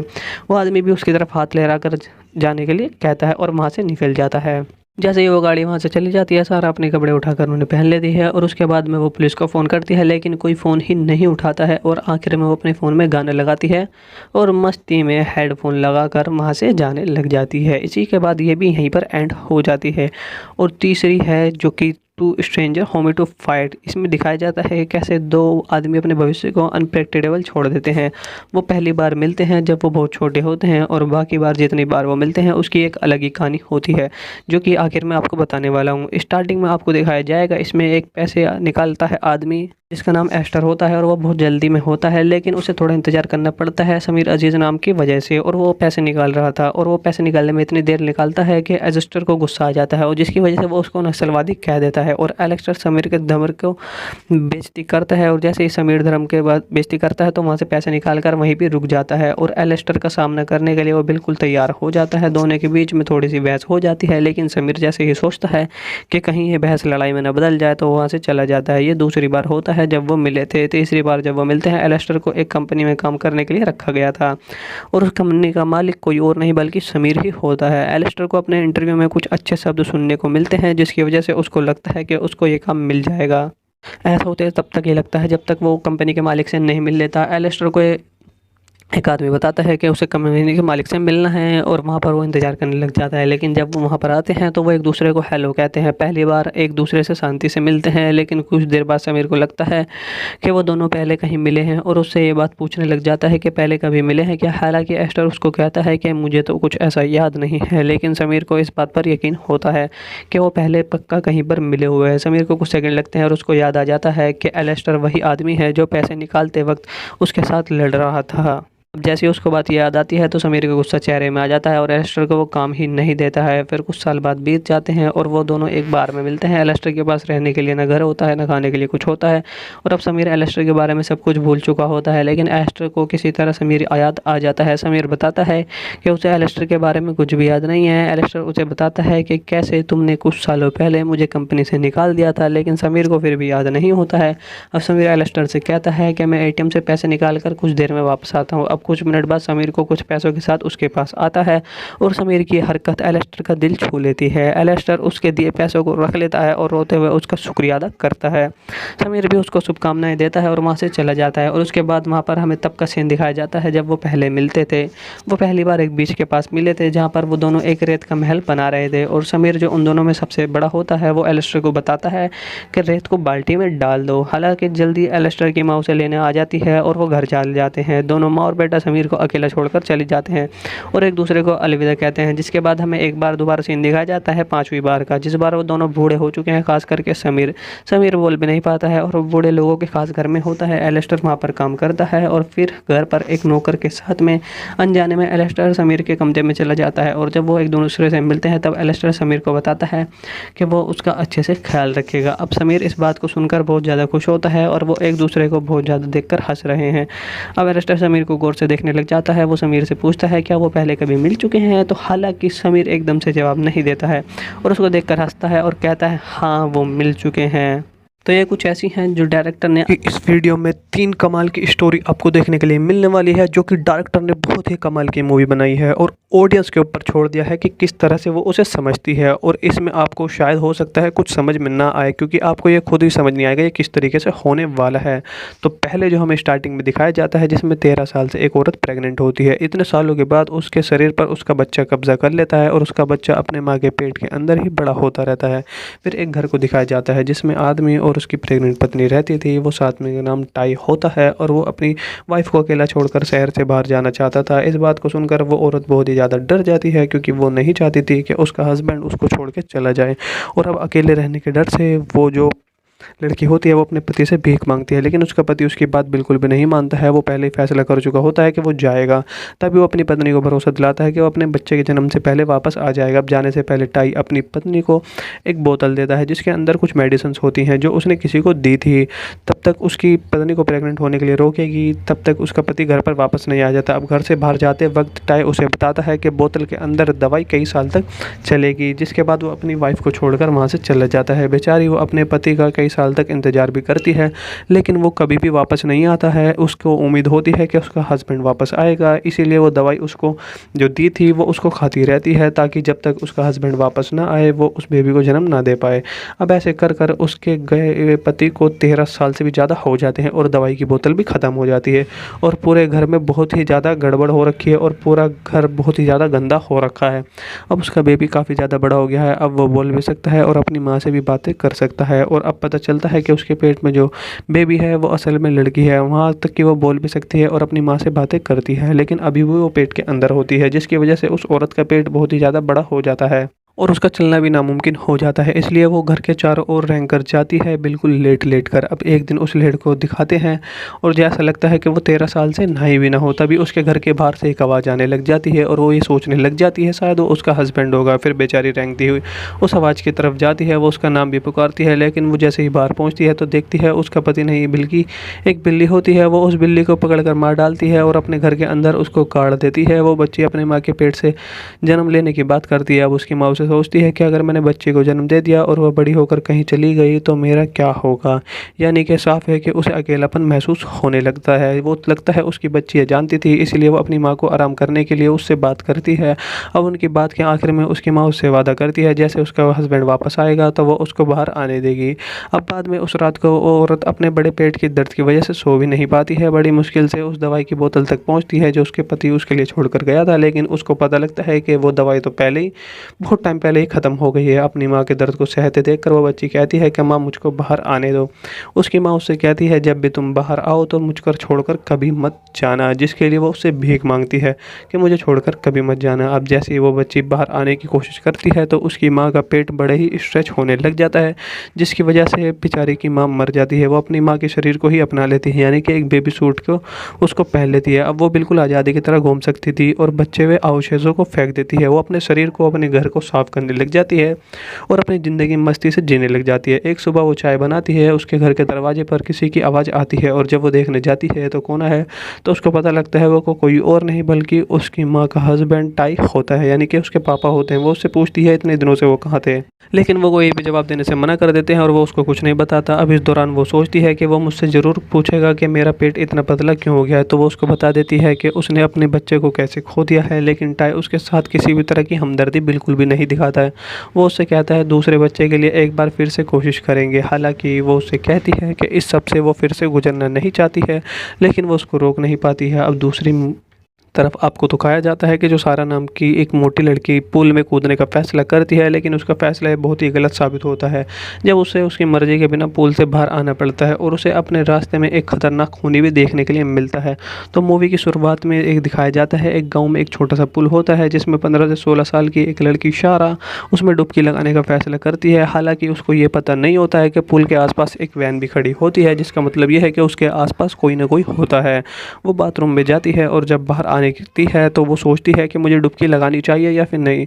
वो सोचती है कि लगाने का शायद थोड़ा रिलैक्स मिल जाए, इसलिए वो पूल में कूद जाने का फैसला करती है। तभी दिखाते हैं कि पूल के पास बहुत सी चीज़ें पड़ी हुई हैं, जिसका मतलब है सारा यहाँ अकेली नहीं है। और पुल के बाहर कांच के टूटे हुए टुकड़े और फ़ोन भी पड़ा होता है। सारा का ध्यान उन पे नहीं जाता है और जैसे ही वो पूल के अंदर जाने के लिए जाती है तो एक आदमी पूल के बाहर से बाहर आता है और उसके देखकर सारा पूल के अंदर जाने से रुक जाती है। वो इससे पहले कुछ और करती, 3 लड़कियां वहाँ पर आ जाती हैं और उसका मजाक उड़ाने लग जाती हैं। वो बेचारी सारा को बहुत ज़्यादा बुरा बुला बुलाती हैं और चिढ़ाती हैं और कहती हैं तुम्हारा बॉयफ्रेंड पानी में तैर रहा है। उस आदमी के सारा और बीच कोई भी संबंध नहीं होता है, लेकिन वो उसको चिढ़ाने के लिए सब बोलती हैं। और वो ये भी ध्यान देता है कि कैसे तीनों लड़की सारा का मजाक उड़ा रही हैं। सारा उनको इग्नोर करके पुल के अंदर चली जाती है और उन लड़कियों की इतनी बातें सुनकर वो आदमी वहाँ से बाहर चला जाता है। तभी पुल के अंदर एक आदमी को दिखाया जाता है जो बंधा हुआ होता है, जिसका गला घोटा हुआ होता है, लेकिन सारा का इस बात पर ध्यान भी नहीं जाता है। और जब वो पानी के ऊपर आती है तो उसको वहाँ पर वो लड़कियाँ भी नहीं दिखाई देती हैं और वो लड़कियां वापस आती हैं और उसके सर को किसी चीज़ से कवर कर लेती हैं और उसे सांस लेने में परेशानी होने लग जाती है। अब सारा उस जाल में से निकलने की कोशिश भी करती है और वो इतना परेशान हो जाती है कि वो उन तीनों में से एक लड़की को बुलाती है, क्योंकि उनमें से एक उसकी दोस्त भी होती है। अब ये दिखाते हैं सारा और क्लाउडिया बहुत ही अच्छे दोस्त होते हैं और यहाँ तक कि उनके हाथ में एक ऐसा बैंड भी होता है, सेम बैंड। सारा क्लाउडी से मदद मांगती रहती है लेकिन उसकी किसी भी तरह से मदद नहीं करती है। अब इसके जगह क्राउड के सारा कपड़े उठाती है और उन्हें लेकर बाकी लड़कियों के साथ वहाँ से चली जाती है। सारा अपने कपड़े ढूंढने लग जाती है, वहाँ को उसको कहीं पर भी कपड़े नहीं मिलते। अब कोई और चारा ना होने की वजह से वो सड़क पर बिना कपड़ों के चलने लग जाती है। तभी बीच रास्ते पर उसको कुछ लड़के मिल जाते हैं जो उसको परेशान करने लग जाते हैं और उसको कई नामों से चिढ़ाने लग जाते हैं। उन लड़कों में से 2 लड़के उतरकर उसको सड़क के किनारे कर देते हैं और इस सब की वजह से वो अपने घर जाने के लिए दूसरा रास्ता चुन लेती है। लेकिन जब वो दूसरे नए रास्ते से जा रही थी तो रास्ते में वैसी ही वैन दिखाई देती है जो उसने पुल के पास कुछ समय पहले देखी थी। वैन का मालिक झाड़ियों से बाहर आता है और वो वही सेम आदमी होता है जो पुल पे दिखाई देता है और उसके कंधे पर एक बैग होता है जिसको लगता है कि उसमें किसी का शरीर हो सकता है। इसी बीच वैन सारा के पास जाती है और उसके सामने रुक जाती है। फिर जब वो गाड़ी के ड्राइवर को देखती है तो वही आदमी होता है जो पुल में मिला था। वो यही सोचती है कि आखिर उस आदमी को चाहिए क्या। तभी इतने में वो आदमी सारा के कपड़े अपनी वैन से बाहर फेंकता है और उसी वक्त खून से भरी क्लाउडिया वैन के पीछे रोती हुई मदद मांग रही है। अब सारा ये सब देखकर डर जाती है और ये भी सोचती है कि कहीं उस आदमी का अगला शिकार वो तो नहीं है, और खड़े खड़े वहाँ पर उसका टॉयलेट भी निकल जाता है। लेकिन ऐसा कुछ नहीं होता है। क्लाउडिया खून में सनी होती है जिसको देखकर कोई भी परेशान हो जाएगा, लेकिन सारा उससे उसी तरह अनदेखा कर देती है जिस तरह क्लाउडी ने उसे कुछ समय पहले अनदेखा किया था। और फिर आखिर में सारा उस आदमी की तरफ हाथ लहराकर उसको जाने के लिए कहती है। वो आदमी भी उसकी तरफ हाथ लहराकर जाने के लिए कहता है और वहाँ से निकल जाता है। जैसे ही वो गाड़ी वहाँ से चली जाती है, सारा अपने कपड़े उठाकर उन्हें पहन लेती है और उसके बाद में वो पुलिस को फ़ोन करती है, लेकिन कोई फ़ोन ही नहीं उठाता है। और आखिर में वो अपने फ़ोन में गाने लगाती है और मस्ती में हेडफोन लगाकर वहाँ से जाने लग जाती है। इसी के बाद ये भी यहीं पर एंड हो जाती है। और तीसरी है जो कि two stranger homie to fight. इसमें दिखाया जाता है कि कैसे दो आदमी अपने भविष्य को अनप्रेडिक्टेबल छोड़ देते हैं। वो पहली बार मिलते हैं जब वो बहुत छोटे होते हैं और बाकी बार जितनी बार वो मिलते हैं उसकी एक अलग ही कहानी होती है, जो कि आखिर में आपको बताने वाला हूँ। स्टार्टिंग में आपको दिखाया जाएगा, इसमें एक पैसे निकालता है आदमी जिसका नाम एस्टर होता है और वो बहुत जल्दी में होता है, लेकिन उसे थोड़ा इंतजार करना पड़ता है समीर अजीज़ नाम की वजह से। और वो पैसे निकाल रहा था और वो पैसे निकालने में इतनी देर निकालता है कि एस्टर को गुस्सा आ जाता है और जिसकी वजह से वो उसको नक्सलवादी कह देता है। और एलेक्स्टर समीर के धर्म को बेइज्जती करता है और जैसे ही समीर धर्म के बाद बेइज्जती करता है तो वहाँ से पैसे निकाल कर वहीं पर रुक जाता है और एलेस्टर का सामना करने के लिए वो बिल्कुल तैयार हो जाता है। दोनों के बीच में थोड़ी सी बहस हो जाती है, लेकिन समीर जैसे ही सोचता है कि कहीं ये बहस लड़ाई में न बदल जाए तो वहाँ से चला जाता है। ये दूसरी बार होता है जब वो मिले थे। तीसरी बार जब वो मिलते हैं, एलेस्टर को एक कंपनी में काम करने के लिए रखा गया था और उस कंपनी का मालिक कोई और नहीं बल्कि समीर ही होता है। एलेस्टर को अपने इंटरव्यू में कुछ अच्छे शब्द सुनने को मिलते हैं जिसकी वजह से उसको लगता है कि उसको ये काम मिल जाएगा। ऐसा होते तब तक ये लगता है जब तक वो कंपनी के मालिक से नहीं मिल लेता। एलेस्टर को एक आदमी बताता है कि उसे कंपनी के मालिक से मिलना है और वहाँ पर वो इंतज़ार करने लग जाता है। लेकिन जब वो वहाँ पर आते हैं तो वो एक दूसरे को हेलो कहते हैं। पहली बार एक दूसरे से शांति से मिलते हैं, लेकिन कुछ देर बाद समीर को लगता है कि वो दोनों पहले कहीं मिले हैं और उससे ये बात पूछने लग जाता है कि पहले कभी मिले हैं क्या। हालांकि एस्टर उसको कहता है कि मुझे तो कुछ ऐसा याद नहीं है, लेकिन समीर को इस बात पर यकीन होता है कि वो पहले पक्का कहीं पर मिले हुए हैं। समीर को कुछ सेकंड लगते हैं और उसको याद आ जाता है कि एलेस्टर वही आदमी है जो पैसे निकालते वक्त उसके साथ लड़ रहा था। अब जैसे ही उसको बात याद आती है तो समीर का गुस्सा चेहरे में आ जाता है और एलेस्टर को वो काम ही नहीं देता है। फिर कुछ साल बाद बीत जाते हैं और वो दोनों एक बार में मिलते हैं। एलेस्टर के पास रहने के लिए ना घर होता है ना खाने के लिए कुछ होता है और अब समीर एलेस्टर के बारे में सब कुछ भूल चुका होता है, लेकिन एलेस्टर को किसी तरह समीर याद आ जाता है। समीर बताता है कि उसे एलेस्टर के बारे में कुछ भी याद नहीं है। एलेस्टर उसे बताता है कि कैसे तुमने कुछ सालों पहले मुझे कंपनी से निकाल दिया था, लेकिन समीर को फिर भी याद नहीं होता है। अब समीर एलेस्टर से कहता है कि मैं एटीएम से पैसे निकाल कर कुछ देर में वापस आता हूँ। अब कुछ मिनट बाद समीर को कुछ पैसों के साथ उसके पास आता है और समीर की हरकत एलेस्टर का दिल छू लेती है। एलेस्टर उसके दिए पैसों को रख लेता है और रोते हुए उसका शुक्रिया अदा करता है। समीर भी उसको शुभकामनाएं देता है और वहाँ से चला जाता है। और उसके बाद वहाँ पर हमें तब का सीन दिखाया जाता है जब वो पहले मिलते थे। वो पहली बार एक बीच के पास मिले थे जहाँ पर वो दोनों एक रेत का महल बना रहे थे और समीर जो उन दोनों में सबसे बड़ा होता है वो एलेस्टर को बताता है कि रेत को बाल्टी में डाल दो। हालांकि जल्दी एलेस्टर की माँ उसे लेने आ जाती है और वो घर चले जाते हैं। दोनों माँ और बेटा समीर को अकेला छोड़कर चले जाते हैं और एक दूसरे को अलविदा कहते हैं, जिसके बाद हमें एक बार दोबारा सीन दिखाया जाता है पांचवी बार का, जिस बार वो दोनों बूढ़े हो चुके हैं। खास करके समीर बोल भी नहीं पाता है और बूढ़े लोगों के खास घर में होता है। एलेस्टर वहाँ पर काम करता है और फिर घर पर एक नौकर के साथ में अनजाने में एलेस्टर समीर के कमरे में चला जाता है और जब वो एक दूसरे से मिलते हैं तब एलेस्टर समीर को बताता है कि वो उसका अच्छे से ख्याल रखेगा। अब समीर इस बात को सुनकर बहुत ज़्यादा खुश होता है और वो एक दूसरे को बहुत ज़्यादा देखकर हंस रहे हैं। अब एलेस्टर समीर को गौर से देखने लग जाता है। वो समीर से पूछता है क्या वो पहले कभी मिल चुके हैं, तो हालांकि समीर एकदम से जवाब नहीं देता है और उसको देखकर हंसता है और कहता है हाँ वो मिल चुके हैं।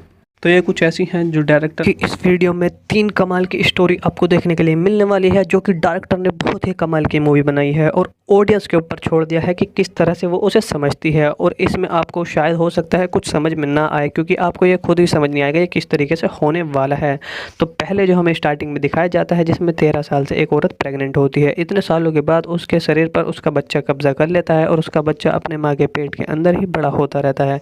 फिर एक घर को दिखाया जाता है जिसमें आदमी और उसकी प्रेग्नेंट पत्नी रहती थी। वो साथ में नाम टाई होता है और वो अपनी वाइफ को अकेला छोड़कर शहर से बाहर जाना चाहता था। इस बात को सुनकर वो औरत बहुत ही ज़्यादा डर जाती है, क्योंकि वो नहीं चाहती थी कि उसका हस्बैंड उसको छोड़ के चला जाए। और अब अकेले रहने के डर से वो जो लड़की होती है वो अपने पति से भीख मांगती है, लेकिन उसका पति उसकी बात बिल्कुल भी नहीं मानता है। वो पहले ही फैसला कर चुका होता है कि वो जाएगा। तभी वो अपनी पत्नी को भरोसा दिलाता है कि वो अपने बच्चे के जन्म से पहले वापस आ जाएगा। अब जाने से पहले टाई अपनी पत्नी को एक बोतल देता है जिसके अंदर कुछ मेडिसिन होती हैं जो उसने किसी को दी थी।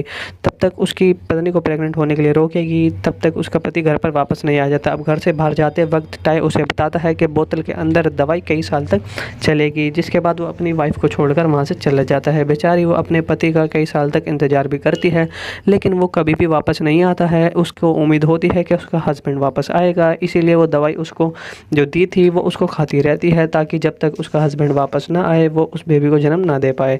अब ऐसे कर कर उसके गए हुए पति को 13 साल से भी ज़्यादा हो जाते हैं और दवाई की बोतल भी ख़त्म हो जाती है, और पूरे घर में बहुत ही ज़्यादा गड़बड़ हो रखी है और पूरा घर बहुत ही ज़्यादा गंदा हो रखा है।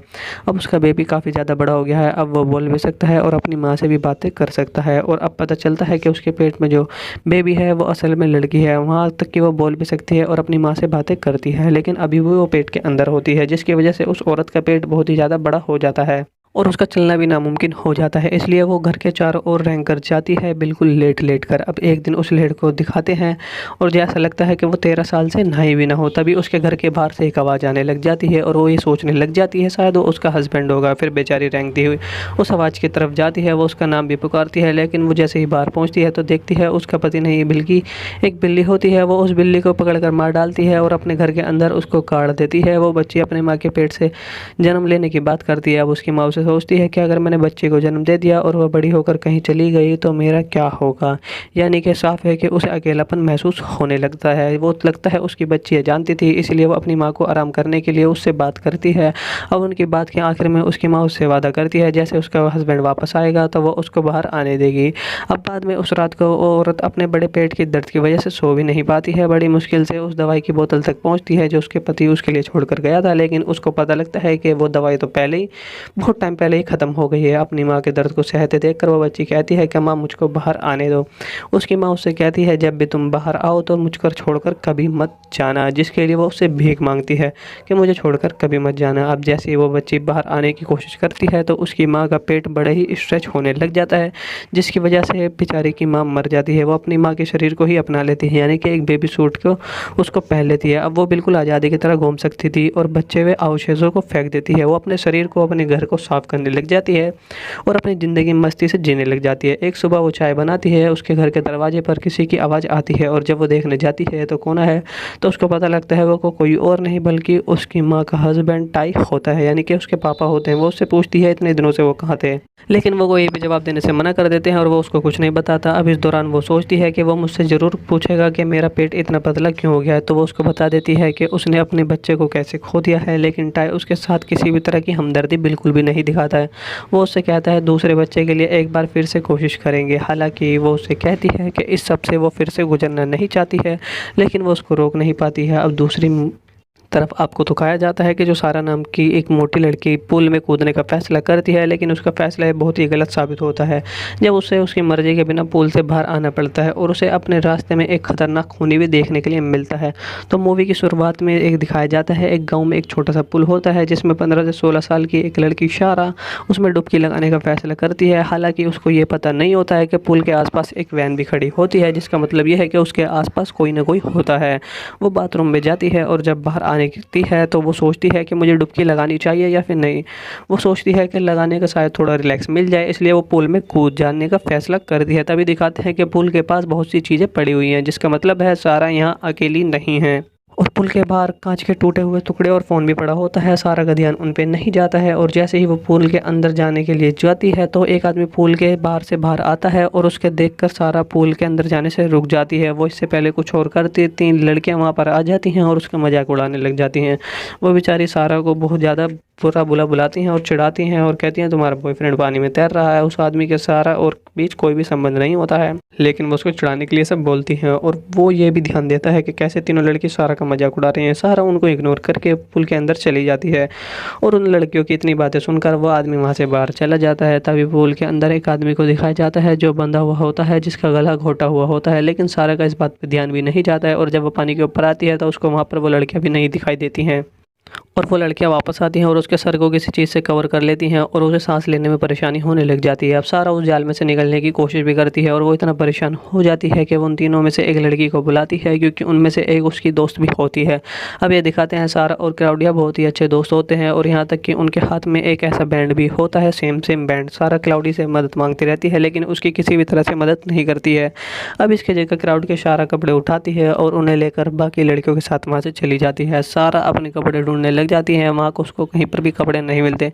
अब कोई और चारा ना होने की वजह से वो सड़क पर बिना कपड़ों के चलने लग जाती है। तभी बीच रास्ते पर उसको कुछ लड़के मिल जाते हैं जो उसको परेशान करने लग जाते हैं और उसको कई नामों से चिढ़ाने लग जाते हैं। उन लड़कों में से 2 लड़के उतर कर उसको सड़क के किनारे कर देते हैं और इस सब की वजह से वो अपने घर जाने के लिए दूसरा रास्ता चुन लेती है। लेकिन जब वो दूसरे नए रास्ते से जा रही थी तो रास्ते में वैसी ही वैन दिखाई देती है जो उसने पुल के पास कुछ समय पहले देखी थी। वैन का मालिक झाड़ियों से बाहर आता है और वो वही सेम आदमी होता है जो पुल पे दिखाई देता है और उसके कंधे पर एक बैग होता है जिसको लगता है कि उसमें किसी का शरीर हो सकता है। इसी बीच वैन चारा के पास जाती है और उसके सामने रुक जाती है। फिर जब वो गाड़ी के ड्राइवर को देखती है तो वही आदमी होता है जो पुल में मिला था। वो यही सोचती है कि आखिर उस आदमी को चाहिए क्या। तभी इतने में वो आदमी सारा के कपड़े अपनी वैन से बाहर फेंकता है और उसी वक्त खून से भरी क्लाउडिया वैन के पीछे रोती हुई मदद मांग रही है। अब सारा ये सब देखकर डर जाती है और ये भी सोचती है कि कहीं उस आदमी का अगला शिकार वो तो नहीं है और खड़े खड़े वहाँ पर उसका टॉयलेट भी निकल जाता है। लेकिन ऐसा कुछ नहीं होता है। क्लाउडिया खून में सनी होती है जिसको देखकर कोई भी परेशान हो जाएगा। लेकिन सारा उससे उसी तरह अनदेखा कर देती है जिस तरह क्लाउडिया ने उसे कुछ समय पहले अनदेखा किया था। और फिर आखिर में सारा उस आदमी की तरफ हाथ लहरा कर उसको जाने के लिए कहती है। वो आदमी भी उसकी तरफ हाथ लहरा कर जाने के लिए कहता है और वहाँ से निकल जाता है। जैसे ही वो गाड़ी वहाँ से चली जाती है सारा अपने कपड़े उठाकर उन्हें पहन लेती है और उसके बाद में वो पुलिस को फ़ोन करती है लेकिन कोई फ़ोन ही नहीं उठाता है। और आखिर में वो अपने फ़ोन में गाने लगाती है और मस्ती में हेडफोन लगाकर वहाँ से जाने लग जाती है। इसी के बाद ये भी यहीं पर एंड हो जाती है। और तीसरी है जो कि two stranger homie to fight. इसमें दिखाया जाता है कैसे 2 आदमी अपने भविष्य को अनप्रेडिक्टेबल छोड़ देते हैं। वो पहली बार मिलते हैं जब वो बहुत छोटे होते हैं और बाकी बार जितनी बार वो मिलते हैं उसकी एक अलग ही कहानी होती है जो कि आखिर में आपको बताने वाला हूँ। स्टार्टिंग में आपको दिखाया जाएगा इसमें एक पैसे निकालता है आदमी जिसका नाम एस्टर होता है और वो बहुत जल्दी में होता है लेकिन उसे थोड़ा इंतज़ार करना पड़ता है समीर अजीज़ नाम की वजह से। और वो पैसे निकाल रहा था और वो पैसे निकालने में इतनी देर निकालता है कि एस्टर को गुस्सा आ जाता है और जिसकी वजह से वो उसको नक्सलवादी कह देता है। और एलेक्स्टर समीर के धर्म को बेइज्जती करता है और जैसे ही समीर धर्म के बाद बेइज्जती करता है तो वहाँ से पैसे निकाल कर वहीं पर रुक जाता है और एलेक्स्टर का सामना करने के लिए वो बिल्कुल तैयार हो जाता है। दोनों के बीच में थोड़ी सी बहस हो जाती है लेकिन समीर जैसे ही सोचता है कि कहीं ये बहस लड़ाई में न बदल जाए तो वहाँ से चला जाता है। ये दूसरी बार होता है जब वो मिले थे। तीसरी बार जब वो मिलते हैं एलेक्स्टर को एक कंपनी में काम करने के लिए रखा गया था और उस कंपनी का मालिक कोई और नहीं बल्कि समीर ही होता है। एलेक्स्टर को अपने इंटरव्यू में कुछ अच्छे शब्द सुनने को मिलते हैं जिसकी वजह से उसको लगता है कि उसको ये काम मिल जाएगा। ऐसा होते तब तक ये लगता है जब तक वो कंपनी के मालिक से नहीं मिल लेता। एलेक्स्टर को एक आदमी बताता है कि उसे कंपनी के मालिक से मिलना है और वहाँ पर वो इंतज़ार करने लग जाता है। लेकिन जब वो वहाँ पर आते हैं तो वो एक दूसरे को हेलो कहते हैं। पहली बार एक दूसरे से शांति से मिलते हैं लेकिन कुछ देर बाद समीर को लगता है कि वो दोनों पहले कहीं मिले हैं और उससे ये बात पूछने लग जाता है कि पहले कभी मिले हैं क्या। हालांकि एस्टर उसको कहता है कि मुझे तो कुछ ऐसा याद नहीं है लेकिन समीर को इस बात पर यकीन होता है कि वो पहले पक्का कहीं पर मिले हुए हैं। समीर को कुछ सेकंड लगते हैं और उसको याद आ जाता है कि एलेक्स्टर वही आदमी है जो पैसे निकालते वक्त उसके साथ लड़ रहा था। अब जैसे ही उसको बात याद आती है तो समीर का गुस्सा चेहरे में आ जाता है और एलेक्स्टर को वो काम ही नहीं देता है। फिर कुछ साल बाद बीत जाते हैं और वो दोनों एक बार में मिलते हैं। एलेक्स्टर के पास रहने के लिए ना घर होता है ना खाने के लिए कुछ होता है और अब समीर एलेक्स्टर के बारे में सब कुछ भूल चुका होता है। लेकिन एलेक्स्टर को किसी तरह समीर याद आ जाता है। समीर बताता है कि उसे एलेक्स्टर के बारे में कुछ भी याद नहीं है। एलेक्स्टर उसे बताता है कि कैसे तुमने कुछ सालों पहले मुझे कंपनी से निकाल दिया था लेकिन समीर को फिर भी याद नहीं होता है। अब समीर एलेक्स्टर से कहता है कि मैं ATM से पैसे निकाल कर कुछ देर में वापस आता हूँ। अब कुछ मिनट बाद समीर को कुछ पैसों के साथ उसके पास आता है और समीर की हरकत एलेक्स्टर का दिल छू लेती है। एलेक्स्टर उसके दिए पैसों को रख लेता है और रोते हुए उसका शुक्रिया अदा करता है। समीर भी उसको शुभकामनाएं देता है और वहाँ से चला जाता है। और उसके बाद वहाँ पर हमें तब का सीन दिखाया जाता है जब वो पहले मिलते थे। वो पहली बार एक बीच के पास मिले थे जहाँ पर वो दोनों एक रेत का महल बना रहे थे और समीर जो उन दोनों में सबसे बड़ा होता है वो एलेक्स्टर को बताता है कि रेत को बाल्टी में डाल दो। हालांकि जल्दी एलेक्स्टर की माँ उसे लेने आ जाती है और वो घर चले जाते हैं। दोनों माँ और बेटा समीर को अकेला छोड़कर चले जाते हैं और एक दूसरे को अलविदा कहते हैं। जिसके बाद हमें एक बार दोबारा सीन दिखाया जाता है 5वीं बार का, जिस बार वो दोनों बूढ़े हो चुके हैं। खास करके समीर बोल भी नहीं पाता है और बूढ़े लोगों के खास घर में होता है। एलेक्स्टर वहाँ पर काम करता है और फिर घर पर एक नौकर के साथ में अनजाने में एलेक्स्टर समीर के कमरे में चला जाता है और जब वो एक दूसरे से मिलते हैं तब एलेक्स्टर समीर को बताता है कि वो उसका अच्छे से ख्याल रखेगा। अब समीर इस बात को सुनकर बहुत ज़्यादा खुश होता है और वो एक दूसरे को बहुत ज़्यादा देखकर हंस रहे हैं। अब एलेक्स्टर समीर को गौर से देखने लग जाता है। वो समीर से पूछता है क्या वो पहले कभी मिल चुके हैं, तो हालांकि समीर एकदम से जवाब नहीं देता है और उसको देखकर हंसता है और कहता है हाँ वो मिल चुके हैं। तो ये कि इस वीडियो में 3 कमाल की स्टोरी आपको देखने के लिए मिलने वाली है, जो कि डायरेक्टर ने बहुत ही कमाल की मूवी बनाई है और ऑडियंस के ऊपर छोड़ दिया है कि किस तरह से वो उसे समझती है। और इसमें आपको शायद हो सकता है कुछ समझ में ना आए, क्योंकि आपको ये खुद ही समझ नहीं आएगा ये किस तरीके से होने वाला है। तो पहले जो हमें स्टार्टिंग में दिखाया जाता है, जिसमें 13 साल से एक औरत प्रेग्नेंट होती है। इतने सालों के बाद उसके शरीर पर उसका बच्चा कब्जा कर लेता है और उसका बच्चा अपने माँ के पेट के अंदर ही बड़ा होता रहता है। फिर एक घर को दिखाया जाता है जिसमें आदमी और उसकी प्रेग्नेंट पत्नी रहती थी। वो साथ में नाम टाई होता है और वो अपनी वाइफ को अकेला छोड़कर शहर से बाहर जाना चाहता था। इस बात को सुनकर वो औरत बहुत ही ज़्यादा डर जाती है, क्योंकि वो नहीं चाहती थी कि उसका हस्बैंड उसको छोड़ के चला जाए। और अब अकेले रहने के डर से वो जो लड़की होती है वो अपने पति से भीख मांगती है, लेकिन उसका पति उसकी बात बिल्कुल भी नहीं मानता है। वो पहले ही फैसला कर चुका होता है कि वो जाएगा। तभी वो अपनी पत्नी को भरोसा दिलाता है कि वो अपने बच्चे के जन्म से पहले वापस आ जाएगा। अब जाने से पहले टाई अपनी पत्नी को एक बोतल देता है जिसके अंदर कुछ मेडिसिन होती हैं जो उसने किसी को दी थी। तब तक उसकी पत्नी को प्रेग्नेंट होने के लिए रोकेगी, तब तक उसका पति घर पर वापस नहीं आ जाता। अब घर से बाहर जाते वक्त टाई उसे बताता है कि बोतल के अंदर दवाई कई साल तक चलेगी, जिसके बाद वो अपनी वाइफ को छोड़कर वहाँ से चला जाता है। बेचारी वो अपने पति का कई साल तक इंतज़ार भी करती है, लेकिन वो कभी भी वापस नहीं आता है। उसको उम्मीद होती है कि उसका हस्बैंड वापस आएगा, इसीलिए वो दवाई उसको जो दी थी वो उसको खाती रहती है, ताकि जब तक उसका हस्बैंड वापस ना आए वो उस बेबी को जन्म ना दे पाए। अब ऐसे कर कर उसके गए हुए पति को 13 साल से भी ज़्यादा हो जाते हैं और दवाई की बोतल भी ख़त्म हो जाती है और पूरे घर में बहुत ही ज़्यादा गड़बड़ हो रखी है और पूरा घर बहुत ही ज़्यादा गंदा हो रखा है। अब उसका बेबी काफ़ी ज़्यादा बड़ा हो गया है, अब वो बोल भी सकता है और अपनी माँ से भी बातें कर सकता है। और अब पता चलता है कि उसके पेट में जो बेबी है वो असल में लड़की है। वहाँ तक कि वो बोल भी सकती है और अपनी माँ से बातें करती है, लेकिन अभी भी वो पेट के अंदर होती है, जिसकी वजह से उस औरत का पेट बहुत ही ज़्यादा बड़ा हो जाता है और उसका चलना भी नामुमकिन हो जाता है। इसलिए वो घर के चारों ओर रेंग कर जाती है, बिल्कुल लेट लेट कर। अब एक दिन उस लेट को दिखाते हैं और जैसा लगता है कि वो 13 साल से नहाई भी ना हो, तभी उसके घर के बाहर से एक आवाज़ आने लग जाती है और वो ये सोचने लग जाती है शायद वो उसका हस्बैंड होगा। फिर बेचारी रेंगती हुई उस आवाज़ की तरफ जाती है, वो उसका नाम भी पुकारती है, लेकिन वो जैसे ही बाहर पहुँचती है तो देखती है उसका पति नहीं बल्कि एक बिल्ली होती है। वो उस बिल्ली को पकड़ कर मार डालती है और अपने घर के अंदर उसको काट देती है। वो बच्ची अपने माँ के पेट से जन्म लेने की बात करती है। अब उसकी माँ उसे सोचती है कि अगर मैंने बच्चे को जन्म दे दिया और वह बड़ी होकर कहीं चली गई तो मेरा क्या होगा। यानी कि साफ है कि उसे अकेलापन महसूस होने लगता है। वो लगता है उसकी बच्ची है जानती थी, इसलिए वो अपनी माँ को आराम करने के लिए उससे बात करती है। अब उनकी बात के आखिर में उसकी माँ उससे वादा करती है जैसे उसका हस्बैंड वापस आएगा तो वो उसको बाहर आने देगी। अब बाद में उस रात को वो औरत अपने बड़े पेट के दर्द की वजह से सो भी नहीं पाती है। बड़ी मुश्किल से उस दवाई की बोतल तक पहुँचती है जो उसके पति उसके लिए छोड़ कर गया था, लेकिन उसको पता लगता है कि वो दवाई तो पहले ही बहुत टाइम पहले ही ख़त्म हो गई है। अपनी माँ के दर्द को सहते देखकर वो बच्ची कहती है कि माँ मुझको बाहर आने दो।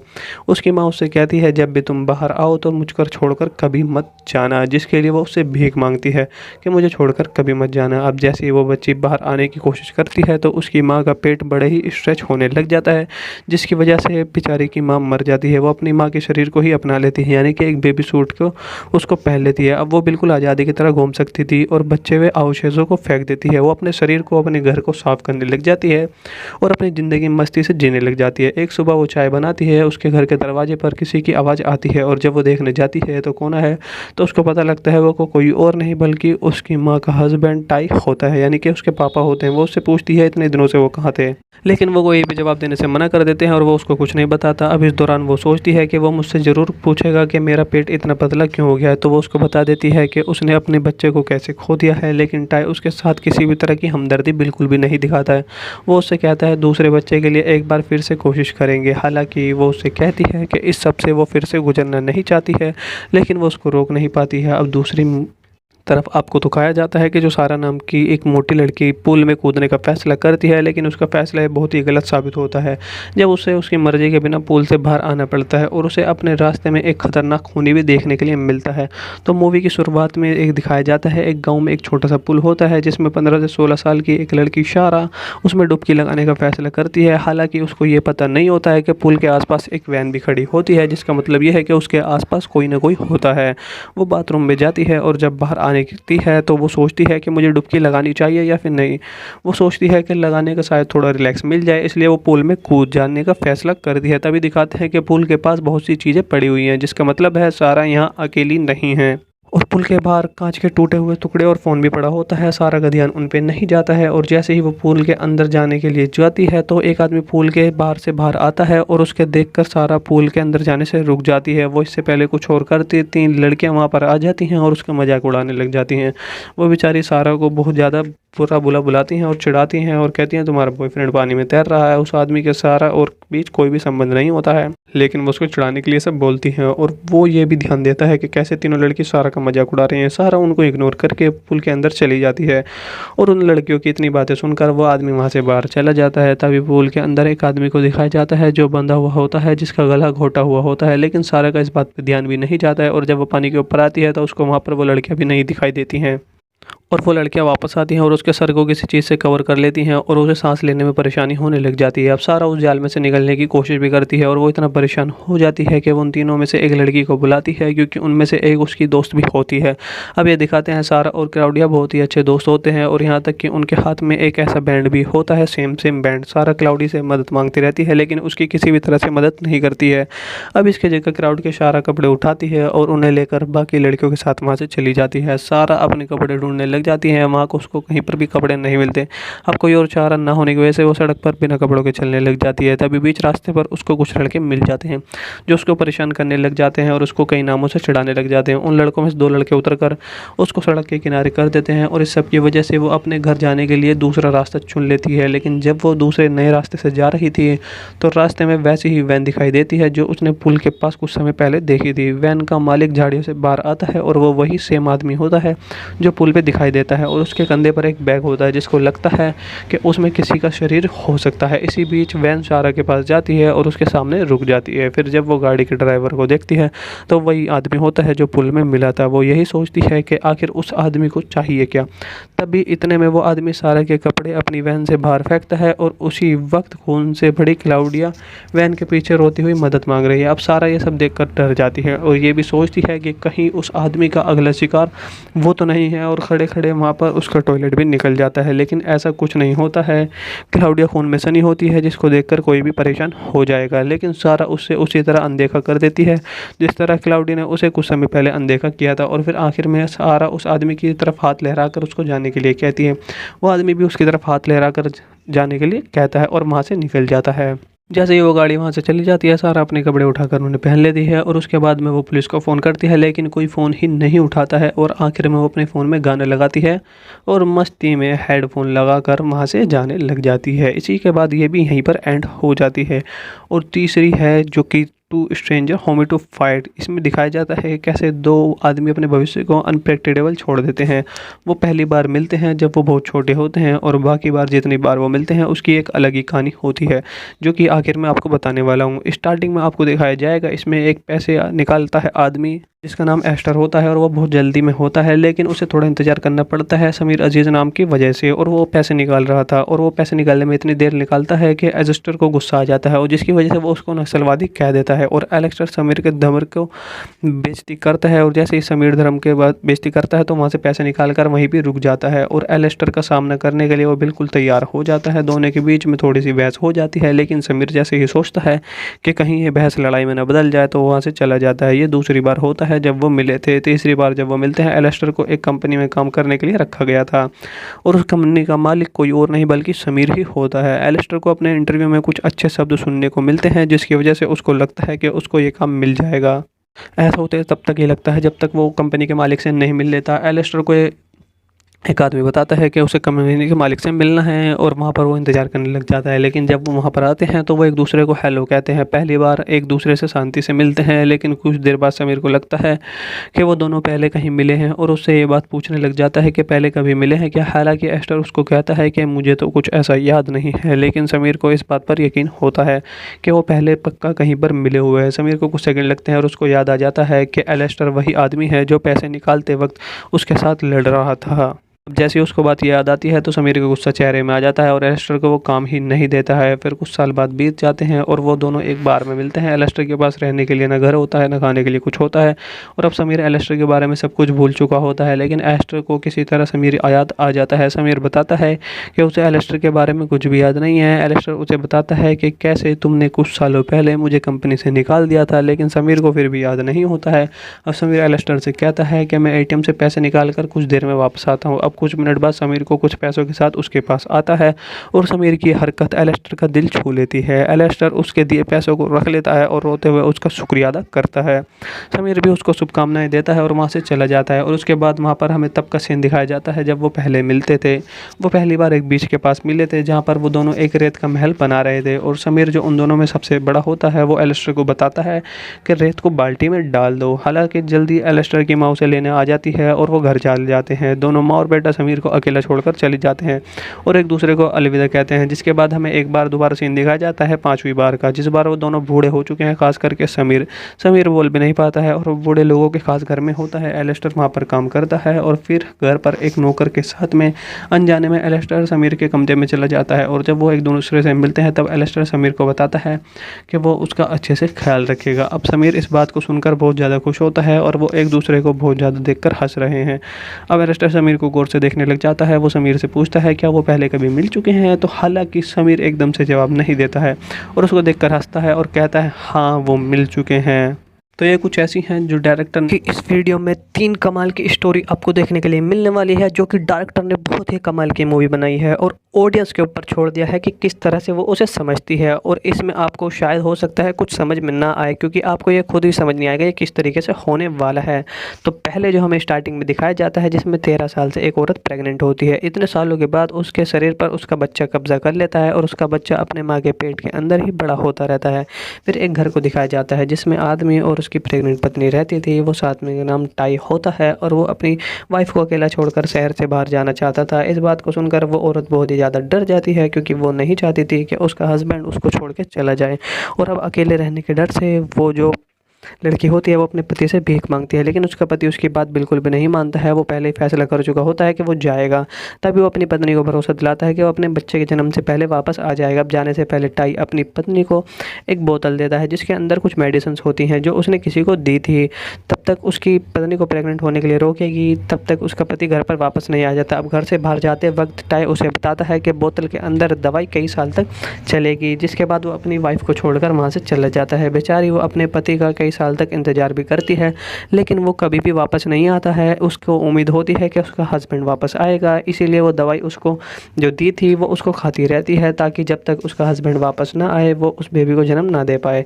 अब ऐसे कर कर उसके गए हुए पति को 13 साल से भी ज़्यादा हो जाते हैं और दवाई की बोतल भी ख़त्म हो जाती है और पूरे घर में बहुत ही ज़्यादा गड़बड़ हो रखी है और पूरा घर बहुत ही ज़्यादा गंदा हो रखा है।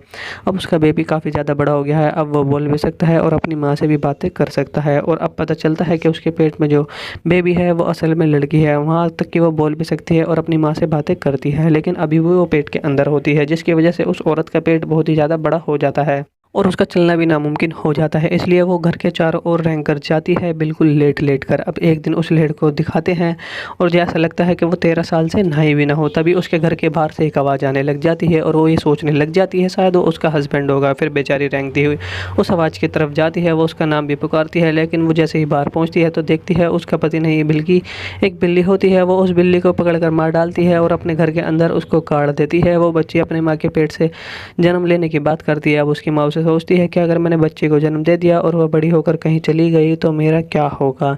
यानी कि साफ है कि उसे अकेलापन महसूस होने लगता है। वो लगता है उसकी बच्ची है जानती थी, इसलिए वो अपनी माँ को आराम करने के लिए उससे बात करती है। अब उनकी बात के आखिर में उसकी माँ उससे वादा करती है जैसे उसका हस्बैंड वापस आएगा तो वो उसको बाहर आने देगी। अब बाद में उस रात को वो औरत अपने बड़े पेट के दर्द की वजह से सो भी नहीं पाती है। बड़ी मुश्किल से उस दवाई की बोतल तक पहुँचती है जो उसके पति उसके लिए छोड़ कर गया था, लेकिन उसको पता लगता है कि वो दवाई तो पहले ही बहुत टाइम पहले ही ख़त्म हो गई है। अपनी माँ के दर्द को सहते देखकर वो बच्ची कहती है कि माँ मुझको बाहर आने दो।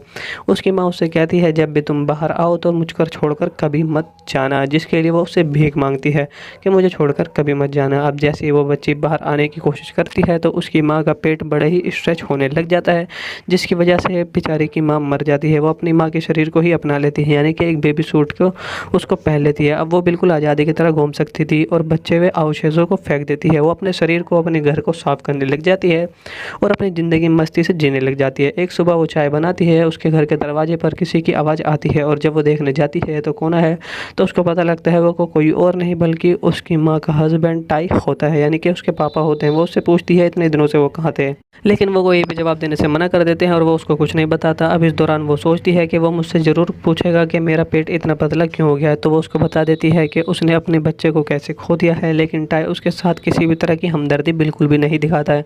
वो उससे कहता है दूसरे बच्चे के लिए एक बार फिर से कोशिश करेंगे। हालांकि वो उससे कहती है कि इस सब से वो फिर से गुजरना नहीं चाहती है, लेकिन वो उसको रोक नहीं पाती है। अब दूसरी तरफ आपको दिखाया जाता है कि जो सारा नाम की एक मोटी लड़की पूल में कूदने का फैसला करती है, लेकिन उसका फैसला बहुत ही गलत साबित होता है जब उसे उसकी मर्जी के बिना पूल से बाहर आना पड़ता है और उसे अपने रास्ते में एक खतरनाक खूनी भी देखने के लिए मिलता है। तो मूवी की शुरुआत में एक दिखाया जाता है, एक गाँव में एक छोटा सा पुल होता है जिसमें 15 से 16 साल की एक लड़की शारा उसमें डुबकी लगाने का फैसला करती है। हालांकि उसको ये पता नहीं होता है कि पुल के आसपास एक वैन भी खड़ी होती है, जिसका मतलब ये है कि उसके आसपास कोई ना कोई होता है। वो बाथरूम में जाती है और जब बाहर आने की है तो वो सोचती है कि मुझे डुबकी लगानी चाहिए या फिर नहीं। वो सोचती है कि लगाने का शायद थोड़ा रिलैक्स मिल जाए, इसलिए वो पूल में कूद जाने का फैसला कर दिया है। तभी दिखाते हैं कि पुल के पास बहुत सी चीज़ें पड़ी हुई हैं, जिसका मतलब है सारा यहाँ अकेली नहीं है। और पुल के बाहर कांच के टूटे हुए टुकड़े और फ़ोन भी पड़ा होता है। सारा का ध्यान उन पे नहीं जाता है और जैसे ही वो पुल के अंदर जाने के लिए जाती है तो एक आदमी पुल के बाहर से बाहर आता है और उसके देखकर सारा पुल के अंदर जाने से रुक जाती है। वो इससे पहले कुछ और करती, 3 लड़कियां वहाँ पर आ जाती हैं और उसका मजाक उड़ाने लग जाती हैं। वो बेचारी सारा को बहुत ज़्यादा बुरा बुला बुलाती हैं और चिढ़ाती हैं और कहती हैं तुम्हारा बॉयफ्रेंड पानी में तैर रहा है। उस आदमी के सारा और बीच कोई भी संबंध नहीं होता है, लेकिन वो उसको चिढ़ाने के लिए सब बोलती हैं। और वो ये भी ध्यान देता है कि कैसे तीनों लड़की सारा का मजाक उड़ा रही हैं। सारा उनको इग्नोर करके पुल के अंदर चली जाती है और उन लड़कियों की इतनी बातें सुनकर वो आदमी वहाँ से बाहर चला जाता है। तभी पुल के अंदर एक आदमी को दिखाया जाता है जो बंधा हुआ होता है, जिसका गला घोटा हुआ होता है, लेकिन सारा का इस बात पर ध्यान भी नहीं जाता है। और जब वो पानी के ऊपर आती है तो उसको वहाँ पर वो लड़कियाँ भी नहीं दिखाई देती हैं और वो लड़कियां वापस आती हैं और उसके सर को किसी चीज़ से कवर कर लेती हैं और उसे सांस लेने में परेशानी होने लग जाती है। अब सारा उस जाल में से निकलने की कोशिश भी करती है और वो इतना परेशान हो जाती है कि वो उन तीनों में से एक लड़की को बुलाती है, क्योंकि उनमें से एक उसकी दोस्त भी होती है। अब ये दिखाते हैं सारा और क्लाउडिया बहुत ही अच्छे दोस्त होते हैं और यहाँ तक कि उनके हाथ में एक ऐसा बैंड भी होता है, सेम बैंड। सारा क्लाउडी से मदद मांगती रहती है लेकिन उसकी किसी भी तरह से मदद नहीं करती है। अब इसके जगह क्राउड के सारा कपड़े उठाती है और उन्हें लेकर बाकी लड़कियों के साथ वहाँ से चली जाती है। सारा अपने कपड़े ढूंढने लग जाती है, वहाँ को उसको कहीं पर भी कपड़े नहीं मिलते। अब कोई और चारा ना होने की वजह से वो सड़क पर बिना कपड़ों के चलने लग जाती है। तभी बीच रास्ते पर उसको कुछ लड़के मिल जाते हैं जो उसको परेशान करने लग जाते हैं और उसको कई नामों से चिढ़ाने लग जाते हैं। उन लड़कों में से 2 लड़के उतरकर उसको सड़क के किनारे कर देते हैं और इस सब की वजह से वो अपने घर जाने के लिए दूसरा रास्ता चुन लेती है। लेकिन जब वो दूसरे नए रास्ते से जा रही थी तो रास्ते में वैसी ही वैन दिखाई देती है जो उसने पुल के पास कुछ समय पहले देखी थी। वैन का मालिक झाड़ियों से बाहर आता है और वो वही सेम आदमी होता है जो पुल पे दिखाई देता है और उसके कंधे पर एक बैग होता है जिसको लगता है कि उसमें किसी का शरीर हो सकता है। इसी बीच वैन सारा के पास जाती है और उसके सामने रुक जाती है। फिर जब वो गाड़ी के ड्राइवर को देखती है तो वही आदमी होता है जो पुल में मिला था। वो यही सोचती है कि आखिर उस आदमी को चाहिए क्या। तभी इतने में वो आदमी सारा के कपड़े अपनी वैन से बाहर फेंकता है और उसी वक्त खून से भरी क्लाउडिया वैन के पीछे रोती हुई मदद मांग रही है। अब सारा ये सब देखकर डर जाती है और ये भी सोचती है कि कहीं उस आदमी का अगला शिकार वो तो नहीं है, और खड़े खड़े वहाँ पर उसका टॉयलेट भी निकल जाता है। लेकिन ऐसा कुछ नहीं होता है। क्लाउडिया खून में सनी होती है जिसको देखकर कोई भी परेशान हो जाएगा, लेकिन सारा उससे उसी तरह अनदेखा कर देती है जिस तरह क्लाउडिया ने उसे कुछ समय पहले अनदेखा किया था। और फिर आखिर में सारा उस आदमी की तरफ हाथ लहराकर उसको जाने के लिए कहती है। वो आदमी भी उसकी तरफ हाथ लहराकर जाने के लिए कहता है और वहाँ से निकल जाता है। जैसे ही वो गाड़ी वहाँ से चली जाती है सारा अपने कपड़े उठाकर उन्हें पहन लेती है और उसके बाद में वो पुलिस को फ़ोन करती है, लेकिन कोई फ़ोन ही नहीं उठाता है। और आखिर में वो अपने फ़ोन में गाना लगाती है और मस्ती में हेडफोन लगाकर वहाँ से जाने लग जाती है। इसी के बाद ये भी यहीं पर एंड हो जाती है। और तीसरी है जो कि two stranger homie to fight. इसमें दिखाया जाता है कैसे 2 आदमी अपने भविष्य को अनप्रेडिक्टेबल छोड़ देते हैं। वो पहली बार मिलते हैं जब वो बहुत छोटे होते हैं और बाकी बार जितनी बार वो मिलते हैं उसकी एक अलग ही कहानी होती है, जो कि आखिर में आपको बताने वाला हूँ। स्टार्टिंग में आपको दिखाया जाएगा इसमें एक पैसे निकालता है आदमी जिसका नाम एस्टर होता है और वो बहुत जल्दी में होता है, लेकिन उसे थोड़ा इंतज़ार करना पड़ता है समीर अजीज़ नाम की वजह से। और वो पैसे निकाल रहा था और वो पैसे निकालने में इतनी देर निकालता है कि एलिस्टर को गुस्सा आ जाता है और जिसकी वजह से वो उसको नक्सलवादी कह देता है। और एलिस्टर समीर के धमर को बेइज्जती करता है और जैसे ही समीर धर्म के बाद बेइज्जती करता है तो वहाँ से पैसे निकाल कर वहीं पर रुक जाता है और एलिस्टर का सामना करने के लिए वो बिल्कुल तैयार हो जाता है। दोनों के बीच में थोड़ी सी बहस हो जाती है, लेकिन समीर जैसे ही सोचता है कि कहीं ये बहस लड़ाई में न बदल जाए तो वहाँ से चला जाता है। ये दूसरी बार होता है जब वो मिले थे। तीसरी बार जब वो मिलते हैं, एलिस्टर को एक कंपनी में काम करने के लिए रखा गया था और उस कंपनी का मालिक कोई और नहीं बल्कि समीर ही होता है। एलिस्टर को अपने इंटरव्यू में कुछ अच्छे शब्द सुनने को मिलते हैं जिसकी वजह से उसको लगता है कि उसको ये काम मिल जाएगा। ऐसा होते तब तक ये लगता है जब तक वो कंपनी के मालिक से नहीं मिल लेता। एलिस्टर को एक आदमी बताता है कि उसे कंपनी के मालिक से मिलना है और वहाँ पर वो इंतज़ार करने लग जाता है। लेकिन जब वो वहाँ पर आते हैं तो वो एक दूसरे को हेलो कहते हैं। पहली बार एक दूसरे से शांति से मिलते हैं, लेकिन कुछ देर बाद समीर को लगता है कि वो दोनों पहले कहीं मिले हैं और उससे ये बात पूछने लग जाता है कि पहले कभी मिले हैं क्या। हालांकि एस्टर उसको कहता है कि मुझे तो कुछ ऐसा याद नहीं है, लेकिन समीर को इस बात पर यकीन होता है कि वो पहले पक्का कहीं पर मिले हुए हैं। समीर को कुछ सेकंड लगते हैं और उसको याद आ जाता है कि एलिस्टर वही आदमी है जो पैसे निकालते वक्त उसके साथ लड़ रहा था। अब जैसे ही उसको बात याद आती है तो समीर का गुस्सा चेहरे में आ जाता है और एलिस्टर को वो काम ही नहीं देता है। फिर कुछ साल बाद बीत जाते हैं और वो दोनों एक बार में मिलते हैं। एलिस्टर के पास रहने के लिए ना घर होता है ना खाने के लिए कुछ होता है और अब समीर एलिस्टर के बारे में सब कुछ भूल चुका होता है। लेकिन एलिस्टर को किसी तरह समीर याद आ जाता है। समीर बताता है कि उसे एलिस्टर के बारे में कुछ भी याद नहीं है। एलिस्टर उसे बताता है कि कैसे तुमने कुछ सालों पहले मुझे कंपनी से निकाल दिया था, लेकिन समीर को फिर भी याद नहीं होता है। अब समीर एलिस्टर से कहता है कि मैं ATM से पैसे निकाल कर कुछ देर में वापस आता हूँ। अब कुछ मिनट बाद समीर को कुछ पैसों के साथ उसके पास आता है और समीर की हरकत एलिस्टर का दिल छू लेती है। एलिस्टर उसके दिए पैसों को रख लेता है और रोते हुए उसका शुक्रिया अदा करता है। समीर भी उसको शुभकामनाएं देता है और वहाँ से चला जाता है। और उसके बाद वहाँ पर हमें तब का सीन दिखाया जाता है जब वो पहले मिलते थे। वो पहली बार एक बीच के पास मिले थे जहाँ पर वो दोनों एक रेत का महल बना रहे थे और समीर जो उन दोनों में सबसे बड़ा होता है वो एलिस्टर को बताता है कि रेत को बाल्टी में डाल दो। हालांकि जल्दी एलिस्टर की माँ उसे लेने आ जाती है और वो घर चले जाते हैं। दोनों माँ और बेटा समीर को अकेला छोड़कर चले जाते हैं और एक दूसरे को अलविदा कहते हैं। जिसके बाद हमें एक बार दोबारा सीन दिखाया जाता है 5वीं बार का, जिस बार वो दोनों बूढ़े हो चुके हैं, खास करके समीर बोल भी नहीं पाता है और बूढ़े लोगों के खास घर में होता है। एलिस्टर वहाँ पर काम करता है और फिर घर पर एक नौकर के साथ में अनजाने में एलिस्टर समीर के कमरे में चला जाता है और जब वो एक दूसरे से मिलते हैं तब एलिस्टर समीर को बताता है कि वो उसका अच्छे से ख्याल रखेगा। अब समीर इस बात को सुनकर बहुत ज़्यादा खुश होता है और वो एक दूसरे को बहुत ज़्यादा देखकर हंस रहे हैं। अब एलिस्टर समीर को गौर से देखने लग जाता है। वो समीर से पूछता है क्या वो पहले कभी मिल चुके हैं, तो हालांकि समीर एकदम से जवाब नहीं देता है और उसको देखकर हंसता है और कहता है हाँ वो मिल चुके हैं। तो ये कुछ ऐसी हैं जो डायरेक्टर ने इस वीडियो में 3 कमाल की स्टोरी आपको देखने के लिए मिलने वाली है, जो कि डायरेक्टर ने बहुत ही कमाल की मूवी बनाई है और ऑडियंस के ऊपर छोड़ दिया है कि किस तरह से वो उसे समझती है। और इसमें आपको शायद हो सकता है कुछ समझ में ना आए, क्योंकि आपको ये खुद ही समझ नहीं आएगा ये किस तरीके से होने वाला है।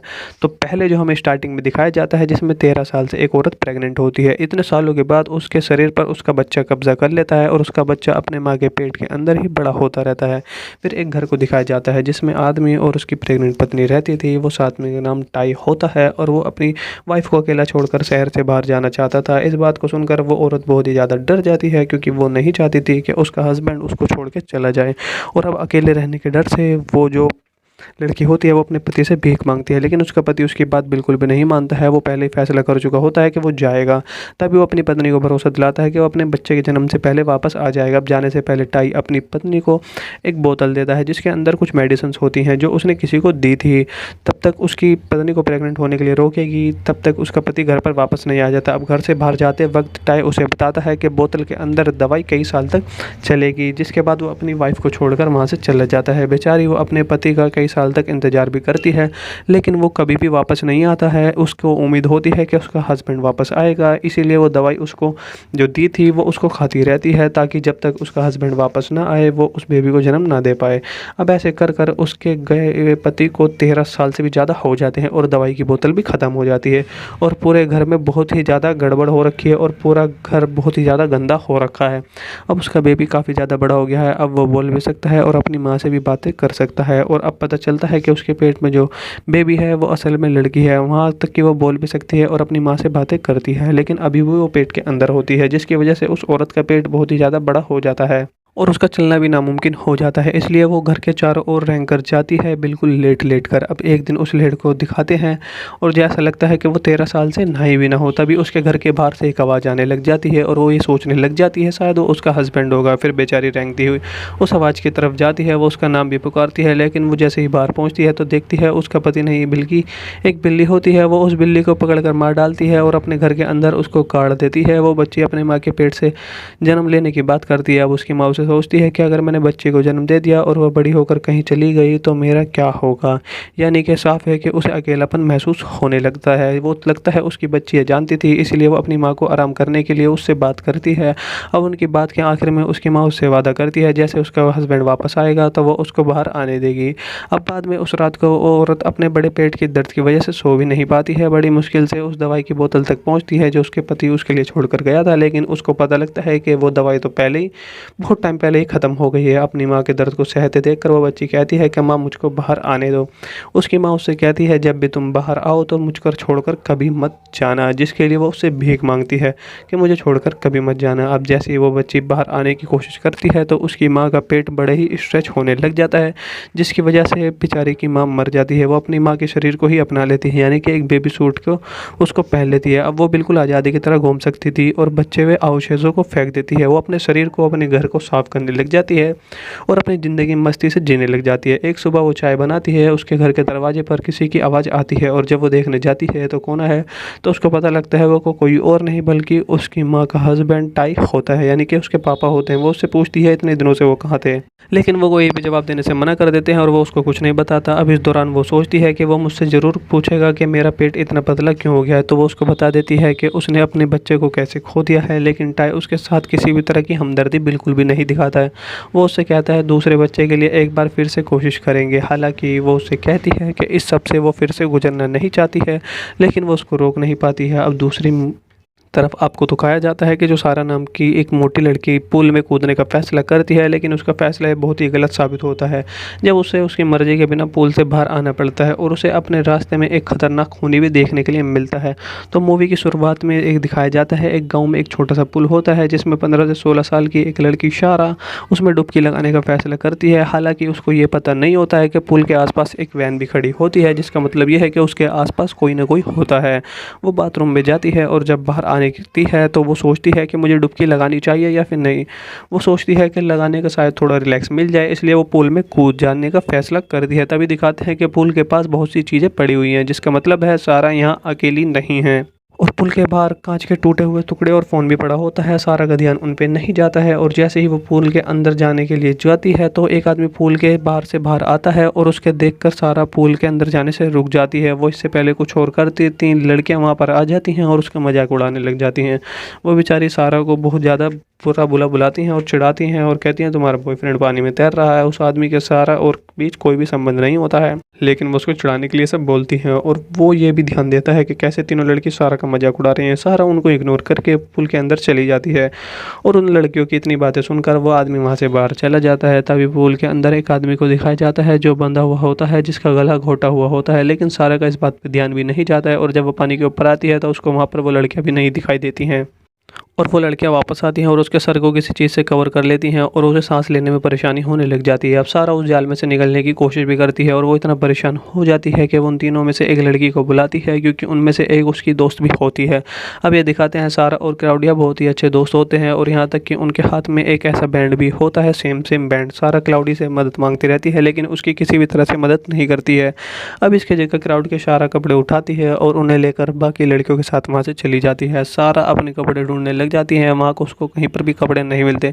अब कोई और चारा ना होने की वजह से वो सड़क पर बिना कपड़ों के चलने लग जाती है। तभी बीच रास्ते पर उसको कुछ लड़के मिल जाते हैं जो उसको परेशान करने लग जाते हैं और उसको कई नामों से चिढ़ाने लग जाते हैं। उन लड़कों में से 2 लड़के उतरकर उसको सड़क के किनारे कर देते हैं और इस सब की वजह से वो अपने घर जाने के लिए दूसरा रास्ता चुन लेती है। लेकिन जब वो दूसरे नए रास्ते से जा रही थी तो रास्ते में वैसी ही वैन दिखाई देती है जो उसने पुल के पास कुछ समय पहले देखी थी। वैन का मालिक झाड़ियों से बाहर आता है और वो वही सेम आदमी होता है जो पुल पे दिखाई दिखाई देता है और उसके कंधे पर एक बैग होता है जिसको लगता है कि उसमें किसी का शरीर हो सकता है। इसी बीच वैन सारा के पास जाती है और उसके सामने रुक जाती है। फिर जब वो गाड़ी के ड्राइवर को देखती है तो वही आदमी होता है जो पुल में मिला था। वो यही सोचती है कि आखिर उस आदमी को चाहिए क्या। तभी इतने में वो आदमी सारा के कपड़े अपनी वैन से बाहर फेंकता है और उसी वक्त खून से भरी क्लाउडिया वैन के पीछे रोती हुई मदद मांग रही है। अब सारा ये सब देखकर डर जाती है और ये भी सोचती है कि कहीं उस आदमी का अगला शिकार वो तो नहीं है, और खड़े खड़े वहाँ पर उसका टॉयलेट भी निकल जाता है। लेकिन ऐसा कुछ नहीं होता है। क्लाउडिया खून में सनी होती है जिसको देखकर कोई भी परेशान हो जाएगा, लेकिन सारा उससे उसी तरह अनदेखा कर देती है जिस तरह क्लाउडी ने उसे कुछ समय पहले अनदेखा किया था। और फिर आखिर में सारा उस आदमी की तरफ हाथ लहराकर उसको जाने के लिए कहती है। वो आदमी भी उसकी तरफ हाथ लहराकर जाने के लिए कहता है और वहाँ से निकल जाता है।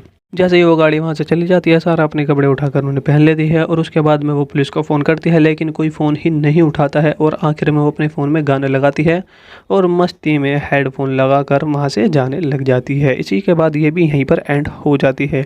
और तीसरी है जो कि two stranger homie to fight. इसमें दिखाया जाता है कैसे दो आदमी अपने भविष्य को अनप्रेडिक्टेबल छोड़ देते हैं।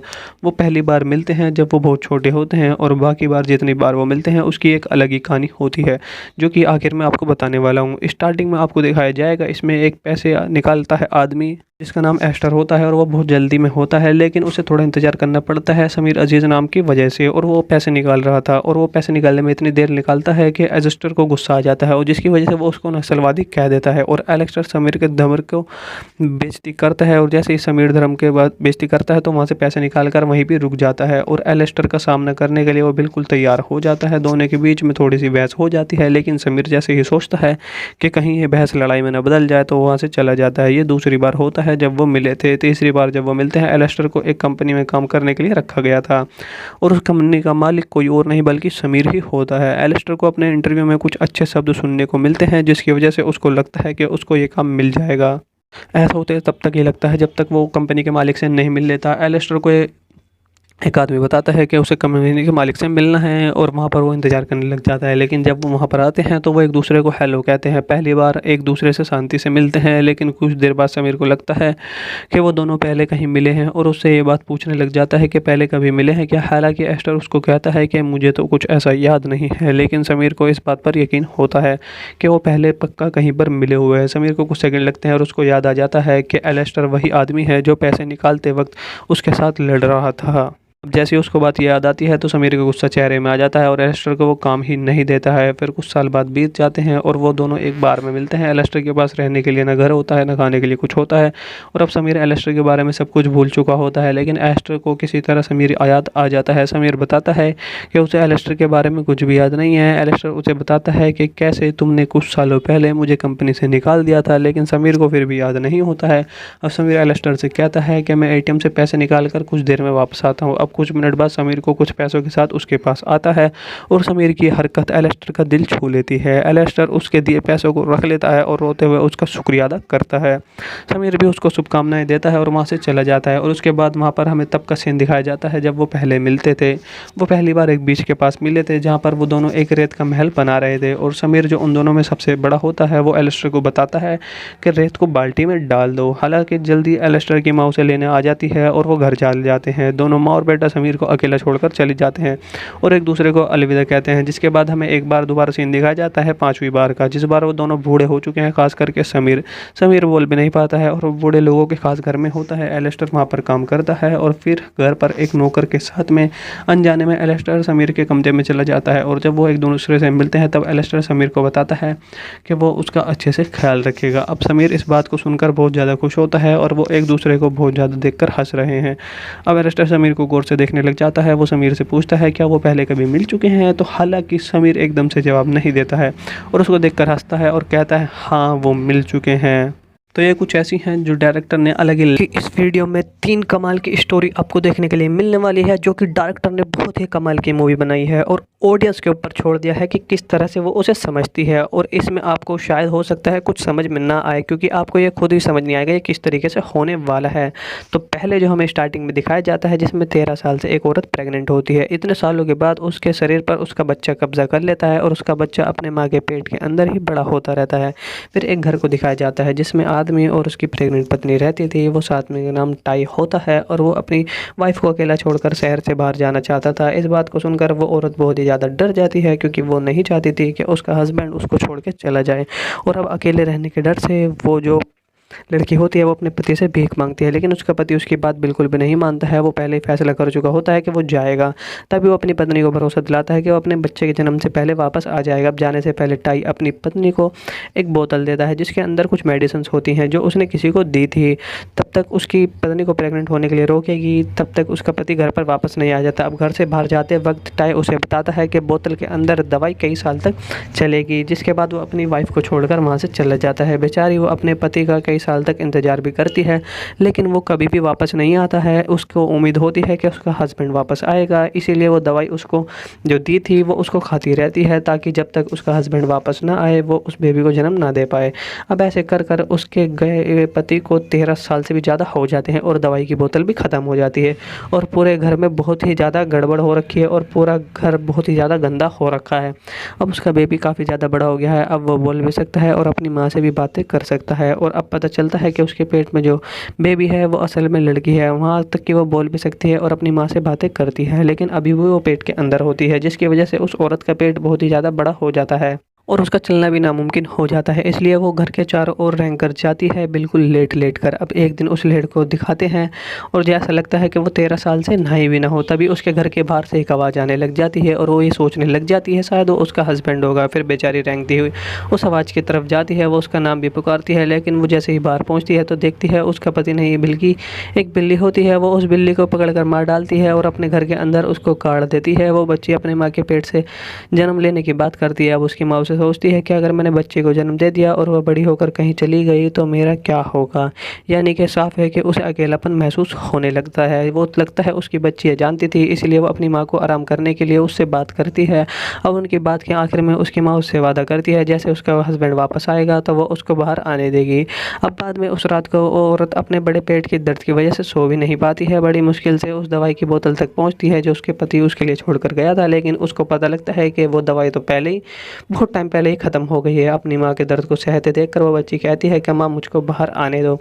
उसकी माँ उससे कहती है जब भी तुम बाहर आओ तो मुझको छोड़कर कभी मत जाना, जिसके लिए वो उससे भीख मांगती है कि मुझे छोड़कर कभी मत जाना। अब जैसे ही वो बच्ची बाहर आने की कोशिश करती है तो उसकी माँ का पेट बड़े ही स्ट्रेच होने लग जाता है, जिसकी वजह से बेचारी की माँ मर जाती है। वो अपनी माँ के शरीर को ही अपना लेती है, यानी कि एक बेबी सूट को उसको पहन लेती है। अब वो बिल्कुल आज़ादी की तरह घूम सकती थी और बच्चे हुए अवशेषों को फेंक देती है। वो अपने शरीर को अपने घर को साफ करने लग जाती है और अपनी ज़िंदगी मस्ती से जीने लग जाती है। एक सुबह वो चाय बनाती है, उसके घर के दरवाजे पर किसी की आवाज़ आती है और जब वो देखने जाती है तो कौन है तो उसको पता लगता है वो कोई और नहीं बल्कि उसकी माँ का हस्बैंड टाई होता है, यानी कि उसके पापा होते हैं। वो उससे पूछती है इतने दिनों से वो कहाँ थे, लेकिन वो कोई भी जवाब देने से मना कर देते हैं और वो उसको कुछ नहीं बताता। अब इस दौरान वो सोचती है कि वो मुझसे ज़रूर पूछेगा कि मेरा पेट इतना पतला क्यों हो गया है, तो वो उसको बता देती है कि उसने अपने बच्चे को कैसे खो दिया है, लेकिन टाई उसके साथ किसी भी तरह की हमदर्दी बिल्कुल भी नहीं दिखाता है। वो उससे कहता है दूसरे बच्चे के लिए एक बार फिर से कोशिश करेंगे। हालांकि वो उससे कहती है कि इस सब से वो फिर से गुजरना नहीं चाहती है, लेकिन वो उसको रोक नहीं पाती है। अब दूसरी तरफ आपको दिखाया जाता है कि जो सारा नाम की एक मोटी लड़की पूल में कूदने का फैसला करती है, लेकिन उसका फैसला बहुत ही गलत साबित होता है जब उसे उसकी मर्जी के बिना पूल से बाहर आना पड़ता है और उसे अपने रास्ते में एक खतरनाक खूनी भी देखने के लिए मिलता है। तो मूवी की शुरुआत में एक दिखाया जाता है एक गाँव में एक छोटा सा पुल होता है जिसमें 15 से 16 साल की एक लड़की शारा उसमें डुबकी लगाने का फैसला करती है। हालांकि उसको ये पता नहीं होता है कि पुल के आसपास एक वैन भी खड़ी होती है, जिसका मतलब ये है कि उसके आसपास कोई ना कोई होता है। वो बाथरूम में जाती है और जब बाहर निकलती है तो वो सोचती है कि मुझे डुबकी लगानी चाहिए या फिर नहीं। वो सोचती है कि लगाने का शायद थोड़ा रिलैक्स मिल जाए, इसलिए वो पूल में कूद जाने का फैसला कर दिया। तभी दिखाते हैं कि पूल के पास बहुत सी चीज़ें पड़ी हुई हैं, जिसका मतलब है सारा यहाँ अकेली नहीं है।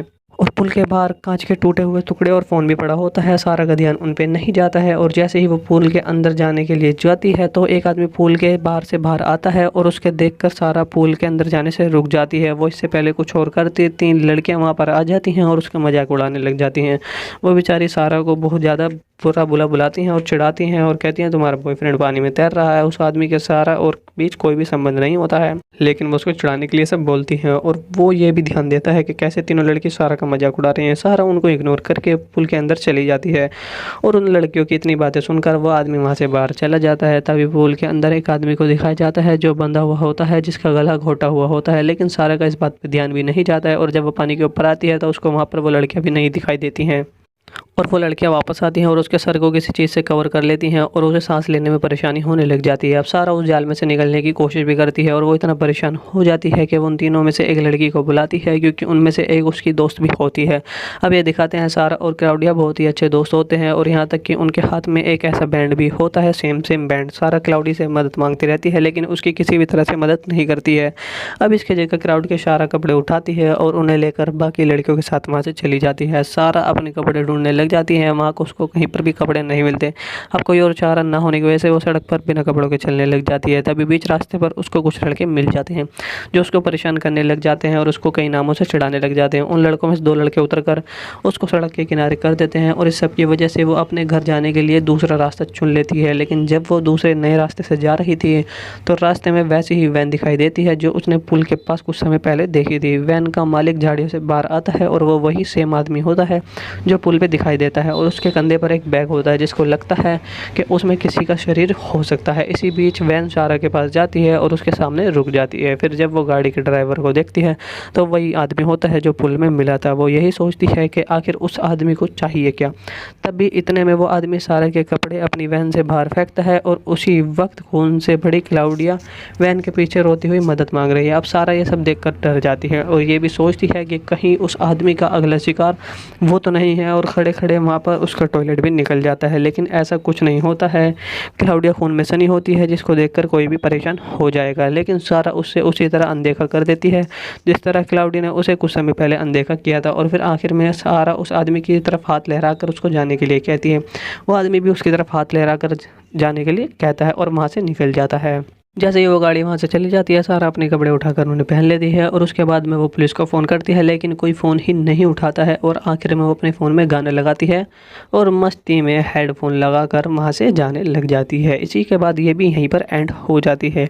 और तीसरी है जो कि two stranger homie to fight. इसमें दिखाया जाता है कैसे दो आदमी अपने भविष्य को अनप्रेडिक्टेबल छोड़ देते हैं। वो पहली बार मिलते हैं जब वो बहुत छोटे होते हैं और बाकी बार जितनी बार वो मिलते हैं उसकी एक अलग ही कहानी होती है, जो कि आखिर में आपको बताने वाला हूँ। स्टार्टिंग में आपको दिखाया जाएगा, इसमें एक पैसे निकालता है आदमी जिसका नाम एस्टर होता है और वो बहुत जल्दी में होता है, लेकिन उसे थोड़ा इंतज़ार करना पड़ता है समीर अजीज़ नाम की वजह से। और वो पैसे निकाल रहा था और वो पैसे निकालने में इतनी देर निकालता है कि एस्टर को गुस्सा आ जाता है और जिसकी वजह से वो उसको नक्सलवादी कह देता है। और एलेक्सटर समीर के धमर को बेइज्जती करता है और जैसे ही समीर धर्म के बाद बेइज्जती करता है तो वहाँ से पैसे निकाल कर वहीं पर रुक जाता है। और एलेक्सटर का सामना करने के लिए वो बिल्कुल तैयार हो जाता है। दोनों के बीच में थोड़ी सी बहस हो जाती है, लेकिन समीर जैसे ही सोचता है कि कहीं ये बहस लड़ाई में न बदल जाए तो वहाँ से चला जाता है। ये दूसरी बार होता है जब वो मिले थे। तीसरी बार जब वो मिलते हैं, एलेस्टर को एक कंपनी में काम करने के लिए रखा गया था और उस कंपनी का मालिक कोई और नहीं बल्कि समीर ही होता है। एलेस्टर को अपने इंटरव्यू में कुछ अच्छे शब्द सुनने को मिलते हैं जिसकी वजह से उसको लगता है कि उसको ये काम मिल जाएगा। ऐसा होते तब तक ये लगता है जब तक वो कंपनी के मालिक से नहीं मिल लेता। एलेस्टर को एक आदमी बताता है कि उसे कंपनी के मालिक से मिलना है और वहाँ पर वो इंतज़ार करने लग जाता है। लेकिन जब वो वहाँ पर आते हैं तो वो एक दूसरे को हेलो कहते हैं। पहली बार एक दूसरे से शांति से मिलते हैं, लेकिन कुछ देर बाद समीर को लगता है कि वो दोनों पहले कहीं मिले हैं और उससे ये बात पूछने लग जाता है कि पहले कभी मिले हैं क्या। हालांकि एस्टर उसको कहता है कि मुझे तो कुछ ऐसा याद नहीं है, लेकिन समीर को इस बात पर यकीन होता है कि वो पहले पक्का कहीं पर मिले हुए हैं। समीर को कुछ सेकंड लगते हैं और उसको याद आ जाता है कि एलेस्टर वही आदमी है जो पैसे निकालते वक्त उसके साथ लड़ रहा था। अब जैसे ही उसको बात याद आती है तो समीर का गुस्सा चेहरे में आ जाता है और एलेस्टर को वो काम ही नहीं देता है। फिर कुछ साल बाद बीत जाते हैं और वो दोनों एक बार में मिलते हैं। एलेस्टर के पास रहने के लिए ना घर होता है ना खाने के लिए कुछ होता है और अब समीर एलेस्टर के बारे में सब कुछ भूल चुका होता है, लेकिन एलेस्टर को किसी तरह समीर याद आ जाता है। समीर बताता है कि उसे एलेस्टर के बारे में कुछ भी याद नहीं है। एलेस्टर उसे बताता है कि कैसे तुमने कुछ सालों पहले मुझे कंपनी से निकाल दिया था, लेकिन समीर को फिर भी याद नहीं होता है। अब समीर एलेस्टर से कहता है कि मैं ATM से पैसे निकाल कर कुछ देर में वापस आता हूँ। अब कुछ मिनट बाद समीर को कुछ पैसों के साथ उसके पास आता है और समीर की हरकत एलेस्टर का दिल छू लेती है। एलेस्टर उसके दिए पैसों को रख लेता है और रोते हुए उसका शुक्रिया अदा करता है। समीर भी उसको शुभकामनाएं देता है और वहाँ से चला जाता है। और उसके बाद वहाँ पर हमें तब का सीन दिखाया जाता है जब वो पहले मिलते थे। वो पहली बार एक बीच के पास मिले थे जहाँ पर वो दोनों एक रेत का महल बना रहे थे और समीर जो उन दोनों में सबसे बड़ा होता है वो एलेस्टर को बताता है कि रेत को बाल्टी में डाल दो। हालांकि जल्दी एलेस्टर की माँ उसे लेने आ जाती है और वो घर चले जाते हैं। दोनों माँ और बेटा समीर को अकेला छोड़कर चले जाते हैं और एक दूसरे को अलविदा कहते हैं। जिसके बाद हमें एक बार दोबारा सीन दिखाया जाता है 5वीं बार का, जिस बार वो दोनों बूढ़े हो चुके हैं, खास करके समीर बोल भी नहीं पाता है और बूढ़े लोगों के खास घर में होता है। एलेस्टर वहाँ पर काम करता है और फिर घर पर एक नौकर के साथ में अनजाने में एलेस्टर समीर के कमरे में चला जाता है और जब वो एक दूसरे से मिलते हैं तब एलेस्टर समीर को बताता है कि वो उसका अच्छे से ख्याल रखेगा। अब समीर इस बात को सुनकर बहुत ज़्यादा खुश होता है और वो एक दूसरे को बहुत ज़्यादा देखकर हंस रहे हैं।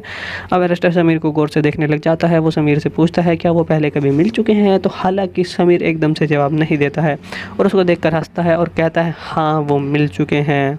तो ये कुछ ऐसी हैं जो डायरेक्टर ने अलग ही